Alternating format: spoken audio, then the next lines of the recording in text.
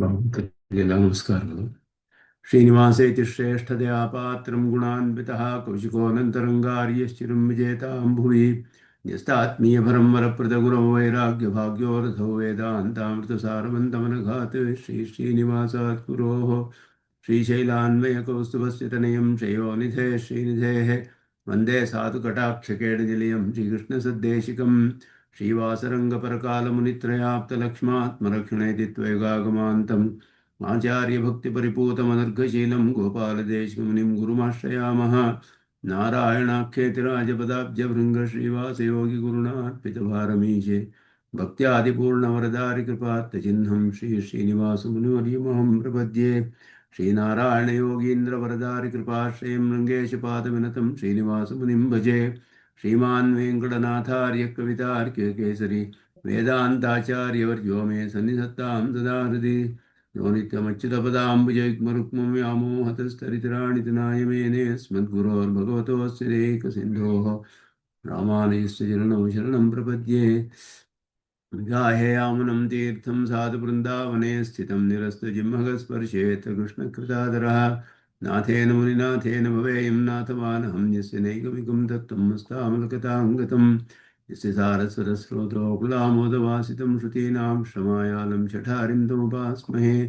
वन्दे वैकुण्ठसेनान्यं देवं सूत्रवती सकं यद्वेत्र शिखरस्पन्दे विश्वमेतद्व्यवस्थितं सह धर्मचरीं चौरेः सम्मन्त्रितजगद्धिताम् अनुग्रहमयीं वन्दे नित्यमज्ञातनिग्रहां कमप्याद्यं गुरुं वन्दे कमलाग्रहमेधिनं प्रवक्ता छन्दसां वक्ता पञ्चरात्रस्य स्वयं वसुदेवसुतं देवं कंसचाणूरमर्दनं देवकी परमानन्दं कृष्णं वन्दे जगद्गुरुं पार्थाय प्रतिबोधितां भगवता नारायणेन स्वयं व्यासेन कृतितां पुराणमुनिना मध्ये महाभारतम् अद्वैतामृतवर्षिणीं भगवतीम् अष्टादशाध्यायिनीम् अम्ब त्वामनुसन्दधामि भगवद्गीते भवद्वेषिणीं यत्पदाम्भोरुहध्यानविध्वस्ता शेषकल्मषः वस्तुतामुपयातोऽहं यामुनेयं नमामि तम् इति परिमृढो गीतानामदर्शयदञ्जसा निगमपरिशन्नेदीयां संनिरामयमाशयम् जननपदवी यातायातश्रमापहरां धियं जनेतु समे देव श्रीमान् धनञ्जय सारथिः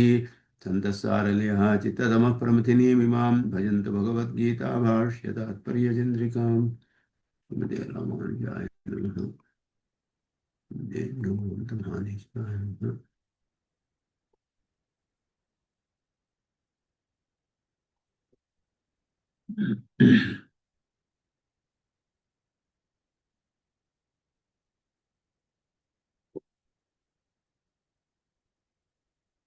ಕರ್ಮಯೋಗಿಯೇ ಉಪಾದೇಯವಾದ ಗುಣಗಳನ್ನು ಇಲ್ಲಿ ಹೇಳ್ತಾ ಇರುವಂತಹ ಭಾಗವನ್ನು ನೋಡ್ತಾ ಇದ್ವಿ. ಅದ್ವೇಷ್ಟ ಸರ್ವಭೂತಾನಾಂ ಮೈತ್ರ ಕರುಣ ಏವ ಚ ನಿರ್ಮಮೋ ನಿರಹಂಕಾರಃ ಸಮದುಃಖ ಸುಖಃ ಕ್ಷಮಿ ಸಂತುಷ್ಟ ಸತತಂ ಯೋಗಿ ಯಥಾತ್ಮ ದೃಢನಿಶ್ಚಯಃ ಮಯ್ಯರ್ಪಿತ ಮನೋಬುದ್ಧಿರ್ ಯೋ ಮದ್ಭಕ್ತ ಸಮಯ ಪ್ರಿಯಃ.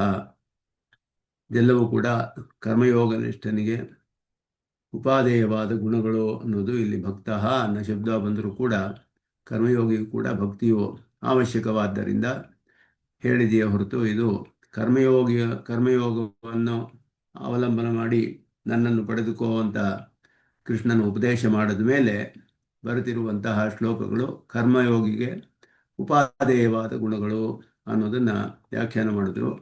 ಆಳವಂದಾರರ ಗೀತಾರ್ಥ ಸಂಗ್ರಹಕ್ಕೂ ಅನುಗುಣವಾಗಿಯೇ ಇದು ಭಕ್ತೇಃ ಶ್ರೇಷ್ಠ್ಯಂ ಉಪಾಯೋಕ್ತಿ ಅಶಕ್ತಸ್ಯ ಆತ್ಮನಿಷ್ಠತಾ ತತ್ಪ್ರಕಾರಾಃ ತು ಅತಿಪ್ರೀತಿ ಭಕ್ತೆ ದ್ವಾದಶ ಉಚ್ಯತೆ ಅಂತ ಹೇಳಿ ಆತ್ಮನಿಷ್ಠತಾ ತತ್ಪ್ರಕಾರಾಃ ಅಂತ ಹೇಳಿರೋದ್ರಿಂದ ಕರ್ಮಯೋಗವನ್ನು ಮಾಡೋದು ಅದರ ಪ್ರಕಾರಗಳು ಅಂದರೆ ಉಪಾದೇಯವಾದ ಗುಣಗಳು ಇತಿಕರ್ತವ್ಯತೆ ಮೊದಲಾದವುಗಳಲ್ಲಿ ಸೇರುತ್ತೆ ವಿಶೇಷವಾದ ರೂಪಗಳಲ್ಲಿ. ಆದ್ದರಿಂದ ಇದು ಕರ್ಮಯೋಗಿಗೆ ಉಪಾದೇಯವಾದ ಗುಣಗಳು ಅನ್ನೋದು ಭಾಷ್ಯಕಾರರ ವ್ಯಾಖ್ಯಾನದಲ್ಲಿ ಇಲ್ಲಿ ತಿಳಿದು ಬರುತ್ತೆ. ಅದು ಆಳವಂದಾರರ ವ್ಯಾಖ್ಯಾನಕ್ಕೆ ಅನುಗುಣವಾಗಿದೆ. ಅದರಲ್ಲಿ ಸುಮಾರು ಭಾಗ ನೋಡಿದ್ವಿ. ಅದರಲ್ಲಿ ಯಥಾತ್ಮ ದೃಢ ನಿಶ್ಚಯ ಅನ್ನುವ ಭಾಗದಿಂದ ಮುಂದೆ ನೋಡಬೇಕಾಗಿತ್ತು.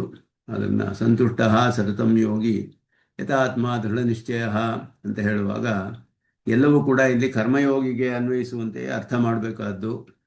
ಆದ್ದರಿಂದ ಇಲ್ಲಿ ಹೇಳುವಾಗ ಸಂತುಷ್ಟ ಸತತಂ ಯೋಗಿ ಯೋಗಿ ಅಂತ ಹೇಳುವಾಗಲೂ ಸತತಂ ಆತ್ಮಚಿಂತನವತ್ ಅನಾತ್ಮಚಿಂತನ ನಿವೃತ್ತಿರಪಿ ಯೋಗಾಂತರಂಗಮಿತಿ ಯಥಾತ್ಮ ಶಬ್ದಸ್ಯ ನಿಯಮಿತ ಮನೋವೃತ್ತಿ. ಬೇರೆ ಆ ವಿಷಯಗಳಲ್ಲಿ ಮನಸ್ಸನ್ನು ನಿಯಮನ ಮಾಡಿಕೊಂಡು ಅಂತ ಹೇಳಿ ಇದೆಲ್ಲ ಕರ್ಮಯೋಗಿಗೆ ಅನುಗುಣವಾದ ಅರ್ಥಗಳೇನೆ. ದೃಢ ನಿಶ್ಚಯ ಅನ್ನಲ್ಲಿಯೂ ಹಾಗೆಯೇ ಅರ್ಥ ಮಾಡಬೇಕು. ಹಿಂದೆ ಹೇಳಿದಂಗೆ ಯಾ ನಿಶಾ ಸರ್ವಭೂತಾನ ತಸ್ಯಾಂ ಜಾಗೃತಿ ಸಂಯಮಿ ಅಂತ ಹೇಳಿ ಎಲ್ಲರಿಗೂ ಯಾವ ವಿಷಯದಲ್ಲಿ ಕತ್ತಲೆ ಇದೆಯೋ ಆ ವಿಷಯದಲ್ಲಿ ಒಬ್ಬ ಕರ್ಮಯೋಗಿಯು ಎದ್ದಿರ್ತಾನೆ ಅಂತ ಹೇಳಿದಾಗ ತಸ್ಯಾಂ ಜಾಗೃತಿ ಸಂಯಮಿ ಯಾವುದು ಆ ವಿಷಯದಲ್ಲಿ ಅಂದರೆ ಆತ್ಮ ವಿಷಯದಲ್ಲಿ. ಅದೇ ರೀತಿ ಇಲ್ಲಿ ದೃಢ ನಿಶ್ಚಯ ಅಲ್ಲಿಯೂ ಹಾಗೆಯೇ ಅರ್ಥ ಮಾಡಬೇಕು ಅಂತ ಅದಕ್ಕೆ ಅನುಗುಣವಾಗಿ ವ್ಯಾಖ್ಯಾನ ಮಾಡಿದ್ದಾರೆ ಅನ್ನೋದನ್ನ ಸ್ವಾಮಿ ದೇಶಿಕನ್ ತಿಳಿಸ್ತಾರೆ. ಅನ್ಯೇಷಾಂ ಯತ್ರ ಸಂದೇಹ ಪ್ರಸಂಗ, ಮಿಕ್ಕವರಿಗೆಲ್ಲ ಯಾವ ವಿಷಯದಲ್ಲಿ ಸಂದೇಹವಿದೆಯೋ ಆ ವಿಷಯದಲ್ಲಿ ಕರ್ಮಯೋಗಿಗೆ ಸಂದೇಹ ಇರಬಾರ್ದು. ತತ್ರ ಹಿ ಅಸ್ಯ ನಿಶ್ಚಯ ವಾಚ್ಯ. ದೃಢ ನಿಶ್ಚಯ ಅಂದರೆ ಯಾವ ವಿಷಯದಲ್ಲಿ ದೃಢ ನಿಶ್ಚಯ ಇರಬೇಕು ಇವನಿಗೆ ಅಂದರೆ, ಇವನು ಕರ್ಮಯೋಗಿ ಆದ್ದರಿಂದ ಸಾಮಾನ್ಯ ಜನರಿಗಿಂತ ಬೇರೆಯಾದವನು ಅಧಿಕಾರಿ. ಆದ್ದರಿಂದ ಇವನಿಗೆ ಮಿಕ್ಕವರಿಗೆ ಯಾವ ವಿಷಯದಲ್ಲಿ ದೃಢ ನಿಶ್ಚಯ ಇಲ್ಲವೋ ಸಂದೇಹವಿದೆಯೋ ಆ ವಿಷಯದಲ್ಲಿ ಇವನಿಗೆ ದೃಢ ನಿಶ್ಚಯ ಹೇಳಬೇಕು. ಅದು ಯಾವುದು ಅಂದರೆ ಸಚಾತ್ರ ಅನುಷ್ಠಾನ ಉಪಕಾರಕ ಏವ ಗ್ರಾಹ್ಯಕ. ಇಲ್ಲಿ ಅನುಷ್ಠಾನಕ್ಕೆ ಉಪಕಾರವಾಗುವಂತಹ ವಿಷಯವಾಗಿರಬೇಕು. ಅದು ಯಾವುದು ಅಂದರೆ ಅಧ್ಯಾತ್ಮಶಾಸ್ತ್ರೇಶು ಅಂತ ಅದನ್ನ ಅಧ್ಯಾತ್ಮಶಾಸ್ತ್ರದಲ್ಲಿ ಅಂತ ಹೇಳಿ ಭಾಷ್ಯಕಾರರು ಇಲ್ಲಿ ವ್ಯಾಖ್ಯಾನ ಮಾಡ್ತಾರೆ. ದೃಢ ನಿಶ್ಚಯ ಅಂತ ಹೇಳಿದಾಗ ಅಧ್ಯಾತ್ಮ ಶಾಸ್ತ್ರೋದಿತೇಶು ಅರ್ಥೇಶು ದೃಢ ನಿಶ್ಚಯ. ಶಾಸ್ತ್ರ ಶ್ರವಣ ಮಾಡಿದ ಮೇಲೆ ಅನುಷ್ಠಾನವನ್ನು ಆರಂಭಿಸಿದ ಇವನು ಕರ್ಮಯೋಗವನ್ನು. ಆದ್ದರಿಂದ ಅಧ್ಯಾತ್ಮಶಾಸ್ತ್ರದಲ್ಲಿ ಅವನಿಗೆ ದೃಢವಾದ ನಿಶ್ಚಯವಿರಬೇಕು ಅನ್ನೋದನ್ನು ಇಲ್ಲಿ ಅರ್ಥ ಮಾಡಿದ್ರು. ಹಾಗೆಯೇ ಮೈಯರ್ಪಿತ ಮನೋಬುದ್ಧಿ, ಮೈಯರ್ಪಿತ ಮನೋಬುದ್ಧಿ ಎನ್ನುವಾಗ ಮೈ ಇತ್ಯನೇನ ಅಹಂ ಹಿ ಸರ್ವವಿಜ್ಞಾನಾಂ ಭೋಕ್ತಾ ಚ ಪ್ರಭುರೇವ ಚ ಇತಿ ಯುಕ್ತಂ ಆರಾಧ್ಯತ್ವಂ ಫಲಪ್ರದತ್ವಂಚ. ಅತ್ರ ಕರ್ಮಯೋಗನಿಷ್ಠಸ್ಯ ಮನೋಬುದ್ಧಿ ಅರ್ಪಣಾರ್ಥಂ ಅಪೇಕ್ಷಿತಂ ಅಭಿಸಂಹಿತಂ ಇತಿ ಅಭಿಪ್ರಾಯಣ ಭಗವಾನ್ ಇತಿ. ಮೈಯರ್ಪಿತ ಮನೋಬುದ್ಧಿ ಹೀಗೆ ಇಲ್ಲಿ ವಿಶೇಷವಾದ ವ್ಯಾಖ್ಯಾನ ಮಾಡ್ತಾರೆ ಭಾಷ್ಯಕಾರರು. ಮೈಯರ್ಪಿತ ಮನೋಬುದ್ಧಿ ಅಂತ ಹೇಳುವಾಗ ಭಗವಾನ್ ವಾಸುದೇವ ಅಂತ ಆರಂಭಿಸಿದ್ರು. ಶಾಸ್ತ್ರ ಅಧ್ಯಾತ್ಮಶಾಸ್ತ್ರದ ಅರ್ಥಗಳಲ್ಲಿ ದೃಢವಾದ ನಿಶ್ಚಯ ಹೊಂದಿರೋದ್ರಿಂದ ಅದಕ್ಕೆ ಅನುಗುಣವಾಗಿ ಭಗವಾನ್ ವಾಸುದೇವ ಏವ ಅನಭಿಸಂಹಿತ ಫಲೇನ ಅನುಷ್ಠಿತೇನ ಕರ್ಮಣ ಆರಾಧ್ಯತೆ ಆರಾಧಿತಶ್ಚ ಮಮ ಆತ್ಮ ಅಪರೋಕ್ಷಂ ಸಾಧಯಿಷ್ಯತಿ ಇತಿ ಮೈಯರ್ಪಿತ ಮನೋಬುದ್ಧಿ. ಮನಸ್ಸನ್ನು ಬುದ್ಧಿಯನ್ನು ಪರಮಾತ್ಮನಲ್ಲಿ ಸಮರ್ಪಣೆ ಮಾಡಿರುವಂತಹ ಅವನು. ಯಾವ ಒಂದು ದೃಷ್ಟಿಯಿಂದ ಅಂತ ಹೇಳಿದ್ರೆ, ಭಗವಾನ್ ಅಂತ ಹೇಳಿದ್ರೆ ಎಲ್ಲ ಷಾಡ್ಗುಣ್ಯ ವಿಶಿಷ್ಟನಾದವನು, ಉಭಯಲಿಂಗ ವಿಶಿಷ್ಟನಾದವನು. ವಾಸುದೇವ ಅನ್ನೋದ್ರಿಂದ ಸರ್ವಾಂತರ್ಯಾಮಿತ್ವವು ತಿಳಿದು ಬರುತ್ತೆ. ಅವನೇ ಸರ್ವಕರ್ಮದಿಂದಲೂ ಆರಾಧ್ಯನು, ಅವನೇ ಫಲಪ್ರದನು ಅನ್ನುವ ಎರಡು ವಿಷಯಗಳನ್ನು ಮನಸ್ಸು ಬುದ್ಧಿ ಎರಡು ವಿಷಯದಲ್ಲಿ ಹೇಳಲ್ಪಟ್ಟಿದೆ ಅನ್ನೋದನ್ನು ಇಲ್ಲಿ ಹಿಂದೆ ಭಗವಂತನೇ ಹೇಳಿದ್ದಂತಹ ಅಹಂ ಹಿ ಸರ್ವಯಜ್ಞಾನಾಂ ಭೋಕ್ತಾ ಚ ಪ್ರಭುರೇವ ಚ. ಭೋಕ್ತಾ ಅಂತ ಹೇಳಿದ್ರೆ ಆರಾಧ್ಯ ಅಂತ ಅರ್ಥ. ಪ್ರಭು ಅಂದರೆ ಫಲಪ್ರದ ಅಂತ ಅಲ್ಲಿ ವ್ಯಾಖ್ಯಾನ ಮಾಡಿದ್ರು. ಪ್ರಭು ಫಲಪ್ರದ ಅಂತ ಹೇಳಿ, ಆರಾಧ್ಯನು ನಾನೇ, ಫಲಪ್ರದನು ನಾನೇ ಎಲ್ಲ ಯಜ್ಞಗಳಿಗೂ ಅಂತ ಹೇಳಿದ್ರೆ ಅದನ್ನೇ ಅದೇ ರೀತಿಯಲ್ಲಿ ಇಲ್ಲಿ ಆರಾಧ್ಯತ್ವಂ ಫಲಪ್ರದತ್ವಂಚ ಅತ್ರ ಕರ್ಮಯೋಗನಿಷ್ಠಸ್ಯ ಮನೋಬುದ್ಧಿ ಅರ್ಪಣಾರ್ಥಂ. ಅದು ಅಪೇಕ್ಷಿತಂ ಅಭಿಸಂಹಿತಂ ಅದನ್ನೇ ಇಲ್ಲಿ ಹೇಳಲ್ಪಟ್ಟಿದೆ ಅಂತ ಅರ್ಥ. ಅಭಿಪ್ರಾಯೇಣ ಆಹ ಭಗವಾನ್ ಭಗವತ್ ಶಬ್ದೇನ ಸಕಲ ಫಲಪ್ರದತ್ವ ಔಪಯಿಕ ಉಭಯಲಿಂಗತ್ವೋಕ್ತಿ. ಉಭಯಲಿಂಗ ವಿಶಿಷ್ಟನಾದ್ದರಿಂದ ಅವನಿಗೆ ಅಖಿಲೇಹೇಯ ಪ್ರತ್ಯನೀಕತ್ವ ಮತ್ತು ಸಕಲ ಕಲ್ಯಾಣ ಗುಣಾಕರತ್ವ ಇದೆಲ್ಲವೂ ಕೂಡ ಸಕಲ ಫಲಪ್ರದತ್ವಕ್ಕೆ ಉಪಯುಕ್ತವಾದದ್ದು. ಮೋಕ್ಷವನ್ನು ಕೊಡಬೇಕಾದ್ರೆ ತಾನು ಅಖಿಲೇಹೇಯ ಪ್ರತ್ಯನೀಗನಾಗಿದ್ದರೆ ಇನ್ನೊಬ್ಬನ ದೋಷವನ್ನು ಹೋಗಕ್ಕೆ ಸಾಧ್ಯ ಪೂರ್ಣವಾಗಿ. ಆದ್ದರಿಂದ ಮೋಕ್ಷವನ್ನು ಕೊಡಬೇಕು ಅಂದರೆ ದೋಷವನ್ನು ಹೋಗಿಸ್ಬೇಕು. ಮೊದಲು ಸಂಸಾರ ದೋಷವನ್ನೆಲ್ಲ ಹೋಗಿಸ್ಬೇಕಾದ್ರೆ ತಾನು ಪರಿಶುದ್ಧವಾಗಿರಬೇಕು ಮೊದಲು. ತನಗೇ ದೋಷ ಇದ್ದರೆ ಇನ್ನೊಬ್ಬರ ದೋಷ ಹೋಗಕ್ಕೆ ಸಾಧ್ಯವಿಲ್ಲ. ಈ ಭಗವಾನ್ ಅನ್ನುವ ಶಬ್ದವು ಇದನ್ನೆಲ್ಲ ಸಕಲ ಫಲಪ್ರದತ್ವಕ್ಕೆ ಉಪಯುಕ್ತವಾದ ಉಭಯಲಿಂಗತ್ವವನ್ನು ಹೇಳುತ್ತೆ. ವಾಸುದೇವ ಶಬ್ದೇನ ಸರ್ವಕರ್ಮಾರಾಧ್ಯತ್ವ ಔಪಯಿಕ ಸರ್ವದೇವಂತ ಅಂತರ್ಯಾಮಿತ್ವೋಕ್ತಿ. ಎಲ್ಲ ಸರ್ವಕರ್ಮಗಳಿಂದಲೂ ಆರಾಧ್ಯನಾಗಿರಬೇಕಾದ್ರೆ ವೇದಗಳಲ್ಲಿ ಕರ್ಮಗಳಲ್ಲೆಲ್ಲ ದೇವತೆಗಳ ಹೆಸರುಗಳೇ ಬರುತ್ತೆ. ಆ ದೇವತೆಗಳಿಗೆಲ್ಲ ಅಂತರ್ಯಾಮಿಯಾದ ಪರಮಾತ್ಮನೇ ಎಲ್ಲದರಿಂದಲೂ ಆರಾಧ್ಯನು ಅಂತ ಹೇಳಬೇಕಾದ್ರೆ ಎಲ್ಲರಿಗೂ ಅಂತರ್ಯಾಮಿಯಾದವನು ಅಂತ ಹೇಳೋದ್ರಿಂದ ಇವನು ವಾಸುದೇವ ಶಬ್ದವು ಸರ್ವತ್ರ ಅಸೌ ಸಮಸ್ತಂಚ ವಸತಿ ಅತ್ರ ಇತಿ ವೈ ಯತಃ ತತಸ್ಸ ವಾಸುದೇವೇತಿ ವಿದ್ವದ್ಭಿಃ ಪರಿಪಠ್ಯತೆ. ವಿಷ್ಣು ಪುರಾಣದಲ್ಲಿ ವಾಸುದೇವ ಶಬ್ದಕ್ಕೆ ನಿರ್ವಚನವನ್ನು ಪರಾಶರರು ಹೇಳ್ತಾರೆ. ಸರ್ವತ್ರಾಸೌ ಸಮಸ್ತಂಚ ವಸತಿ ಅತ್ರ ಇತಿ ವೈ ಯತಃ. ಸರ್ವತ್ರ ಅಸೌ ವಸತಿ, ಸಮಸ್ತಂಚ ಅತ್ರ ವಸತಿ. ಎರಡು ನಿರುಕ್ತಿಗಳಿಂದ ಅವನಿಗೆ ವಾಸುದೇವ ಅನ್ನುವ ಶಬ್ದವು ತತಃ ಸ ವಾಸುದೇವೇತಿ ವಿದ್ವದ್ಭಿಃ ಪರಿಪಠ್ಯತೆ. ವಾಸುದೇವ ಶಬ್ದವು ಸರ್ವಾಂತರ್ಯಾಮಿತ್ವವನ್ನು ತೋರಿಸುತ್ತೆ. ವಿಶೇಷವಾಗಿ ದೇವತೆಗಳಿಗೂ ಅಂತರ್ಯಾಮಿಯಾದವನು. ಏಕೆಂದರೆ ಯಾಗಗಳಿಂದ ಆರಾಧ್ಯರು ದೇವತೆಗಳು ಅಂತ ನಮಗೆ ವೇದದಲ್ಲಿ ಆಪಾದತಃ ತಿಳಿದು ಬರುತ್ತೆ. ಆ ದೇವತೆಗಳಿಗೂ ಅಂತರ್ಯಾಮಿಯಾದವನೇ ಅವನು. ಶಾಸ್ತ್ರದಲ್ಲಿ ಹೇಳಿರುವ ಹಾಗೆ ಅವನೇ ನಿಜವಾದ ಫಲಪ್ರದ, ಅವನೇ ಆರಾಧ್ಯನು. ಅದರಿಂದ ವಕ್ತೃರೂಪ ವಿವಕ್ಷ ಅಂತ ಹೇಳಿದ್ರು ಕೂಡ ಇಲ್ಲಿ ವಾಸುದೇವ ಪರಮಾತ್ಮನೇ ಸಾಕ್ಷಾತ್ತಾಗಿ ಉಪದೇಶ ಮಾಡ್ತಿದ್ದಾನೆ ಅರ್ಜುನನಿಗೆ. ಆದ್ದರಿಂದ ಅವನನ್ನು ಕೂಡ ಇಲ್ಲಿ ಹೇಳಬಹುದು. ಆರಾಧ್ಯತ್ವೇನ ಚಿಂತನ ಮಾತ್ರ ಮನಸಃ ಅರ್ಪಣಂ. ಇದುವೇ ಮನಸ್ಸನ್ನು ಪರಮಾತ್ಮನೇ ಆರಾಧ್ಯನು, ವಾಸುದೇವನೇ ಆರಾಧ್ಯನು ಅಂತ ಮನಸ್ಸನ್ನು ಸಮರ್ಪಣೆ ಮಾಡೋದು ಪರಮಾತ್ಮನಲ್ಲಿ. ಫಲಪ್ರದತ್ವ ಅಧ್ಯವಸಾಯ ಬುದ್ಧಿ ಅರ್ಪಣಂ. ಇವನೇ ಫಲ ಕೊಡ್ತಾನೆ ಅಂತ ಹೇಳಿ ದೃಢವಾದ ನಿಶ್ಚಯವನ್ನು ಹೊಂದಿರುವುದು ಬುದ್ಧಿಯ ಸಮರ್ಪಣೆ. ಮನೋಬುದ್ಧಿ ಮೈಯರ್ಪಿತ ಮನೋಬುದ್ಧಿ ಅಂದರೆ ಮನಸ್ಸನ್ನು ನನ್ನಲ್ಲಿ ಸಮರ್ಪಿಸಿದಾನೆ, ಬುದ್ಧಿಯನ್ನು ಸಮರ್ಪಿಸಿದಾನೆ. ಅಂದರೆ ಹೇಗೆ ಅಂತ ಹೇಳಿದ್ರೆ ಪರಮಾತ್ಮನೇ ಸರ್ವ ಕರ್ಮ ಆರಾಧ್ಯ ಅಂತ ಮನಸ್ಸಿನಲ್ಲಿ ಚಿಂತನೆ ಮಾಡುವುದೇ ಮನಸ್ಸಿನ ಸಮರ್ಪಣೆ. ಹಾಗೆಯೇ ಅವನೇ ಸರ್ವಫಲಪ್ರದ ಅಂತ ಹೇಳಿ ದೃಢವಾದ ನಿಶ್ಚಯವನ್ನು ಮಾಡೋದು ಬುದ್ಧಿಯ ಅರ್ಪಣೆ. ಅದು ಅರ್ಥ ಮಾಡಿದ್ರು. ಹಾಗೆ ಯದ್ವಾ ದ್ವಯೋರಪಿ ಚಿಂತಾಧ್ಯವಸಾಯೋ ಭಾವ್ಯೋ. ಎರಡರಲ್ಲಿಯೂ ಕೂಡ ಚಿಂತನೆ ದೃಢ ನಿಶ್ಚಯ ಮಾಡ್ಬೋದು. ಪರಮಾತ್ಮನೇ ಆರಾಧ್ಯ ಅಂತ ಚಿಂತನೆ ಮಾಡಿ ದೃಢ ನಿಶ್ಚಯದೊಡನೆ ಚಿಂತನೆ ಮಾಡೋದು. ಅದೇ ರೀತಿಯ ಫಲಪ್ರದತ್ವವು ಎರಡನ್ನೂ ಮಾಡುವಂಥದ್ದು. ಮನಸ ಅಧ್ಯವಸಾಯೋ ಹಿ ವಾ ಮನೋಬುದ್ಧಿ. ಹಾಗೆಯೂ ಅರ್ಥ ಮಾಡ್ಬೋದು.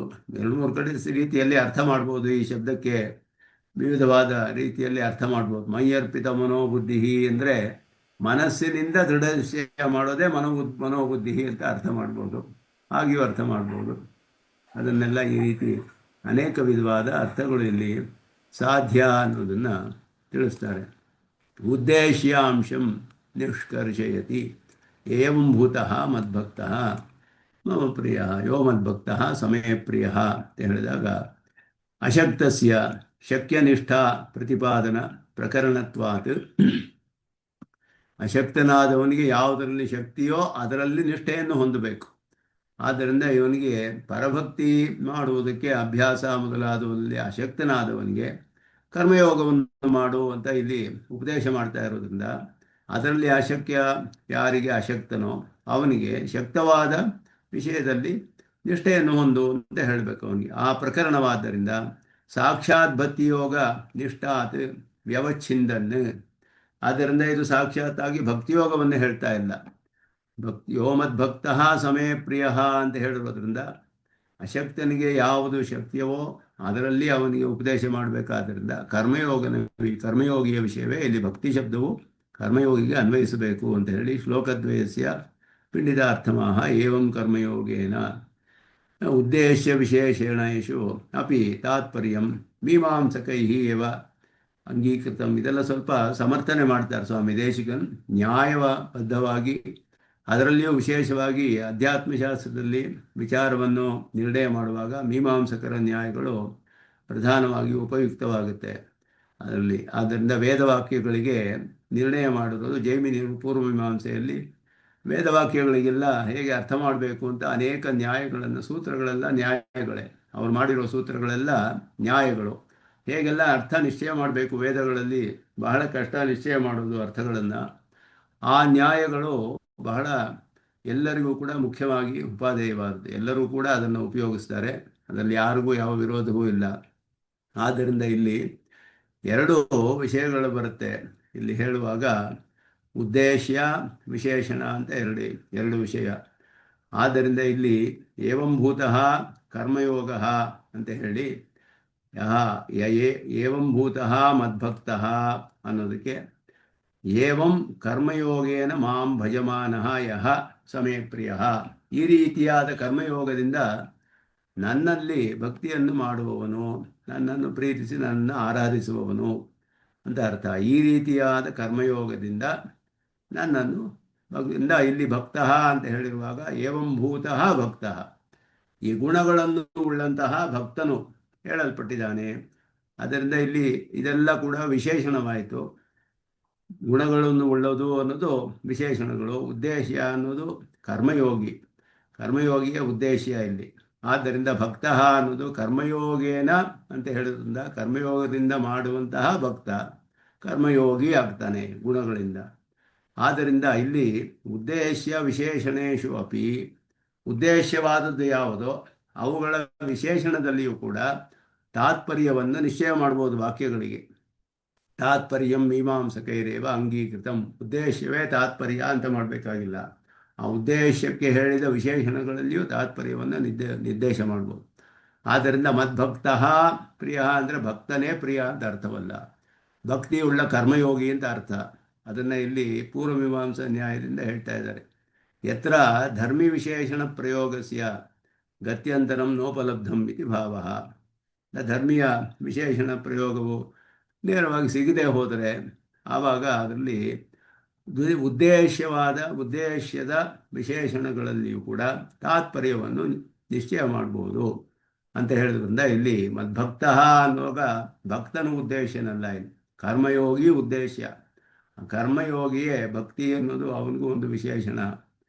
ಆ ಭಕ್ತಿಯನ್ನು ಹೊಂದಿ ಆತ್ಮಗುಣಗಳನ್ನು ಹೊಂದಿರುವ ಕರ್ಮಯೋಗಿ ನನಗೆ ಬಹಳ ಪ್ರಿಯನಾದವನು ಅಂತ ಇಲ್ಲಿ ಅರ್ಥ ಮಾಡಬೇಕು.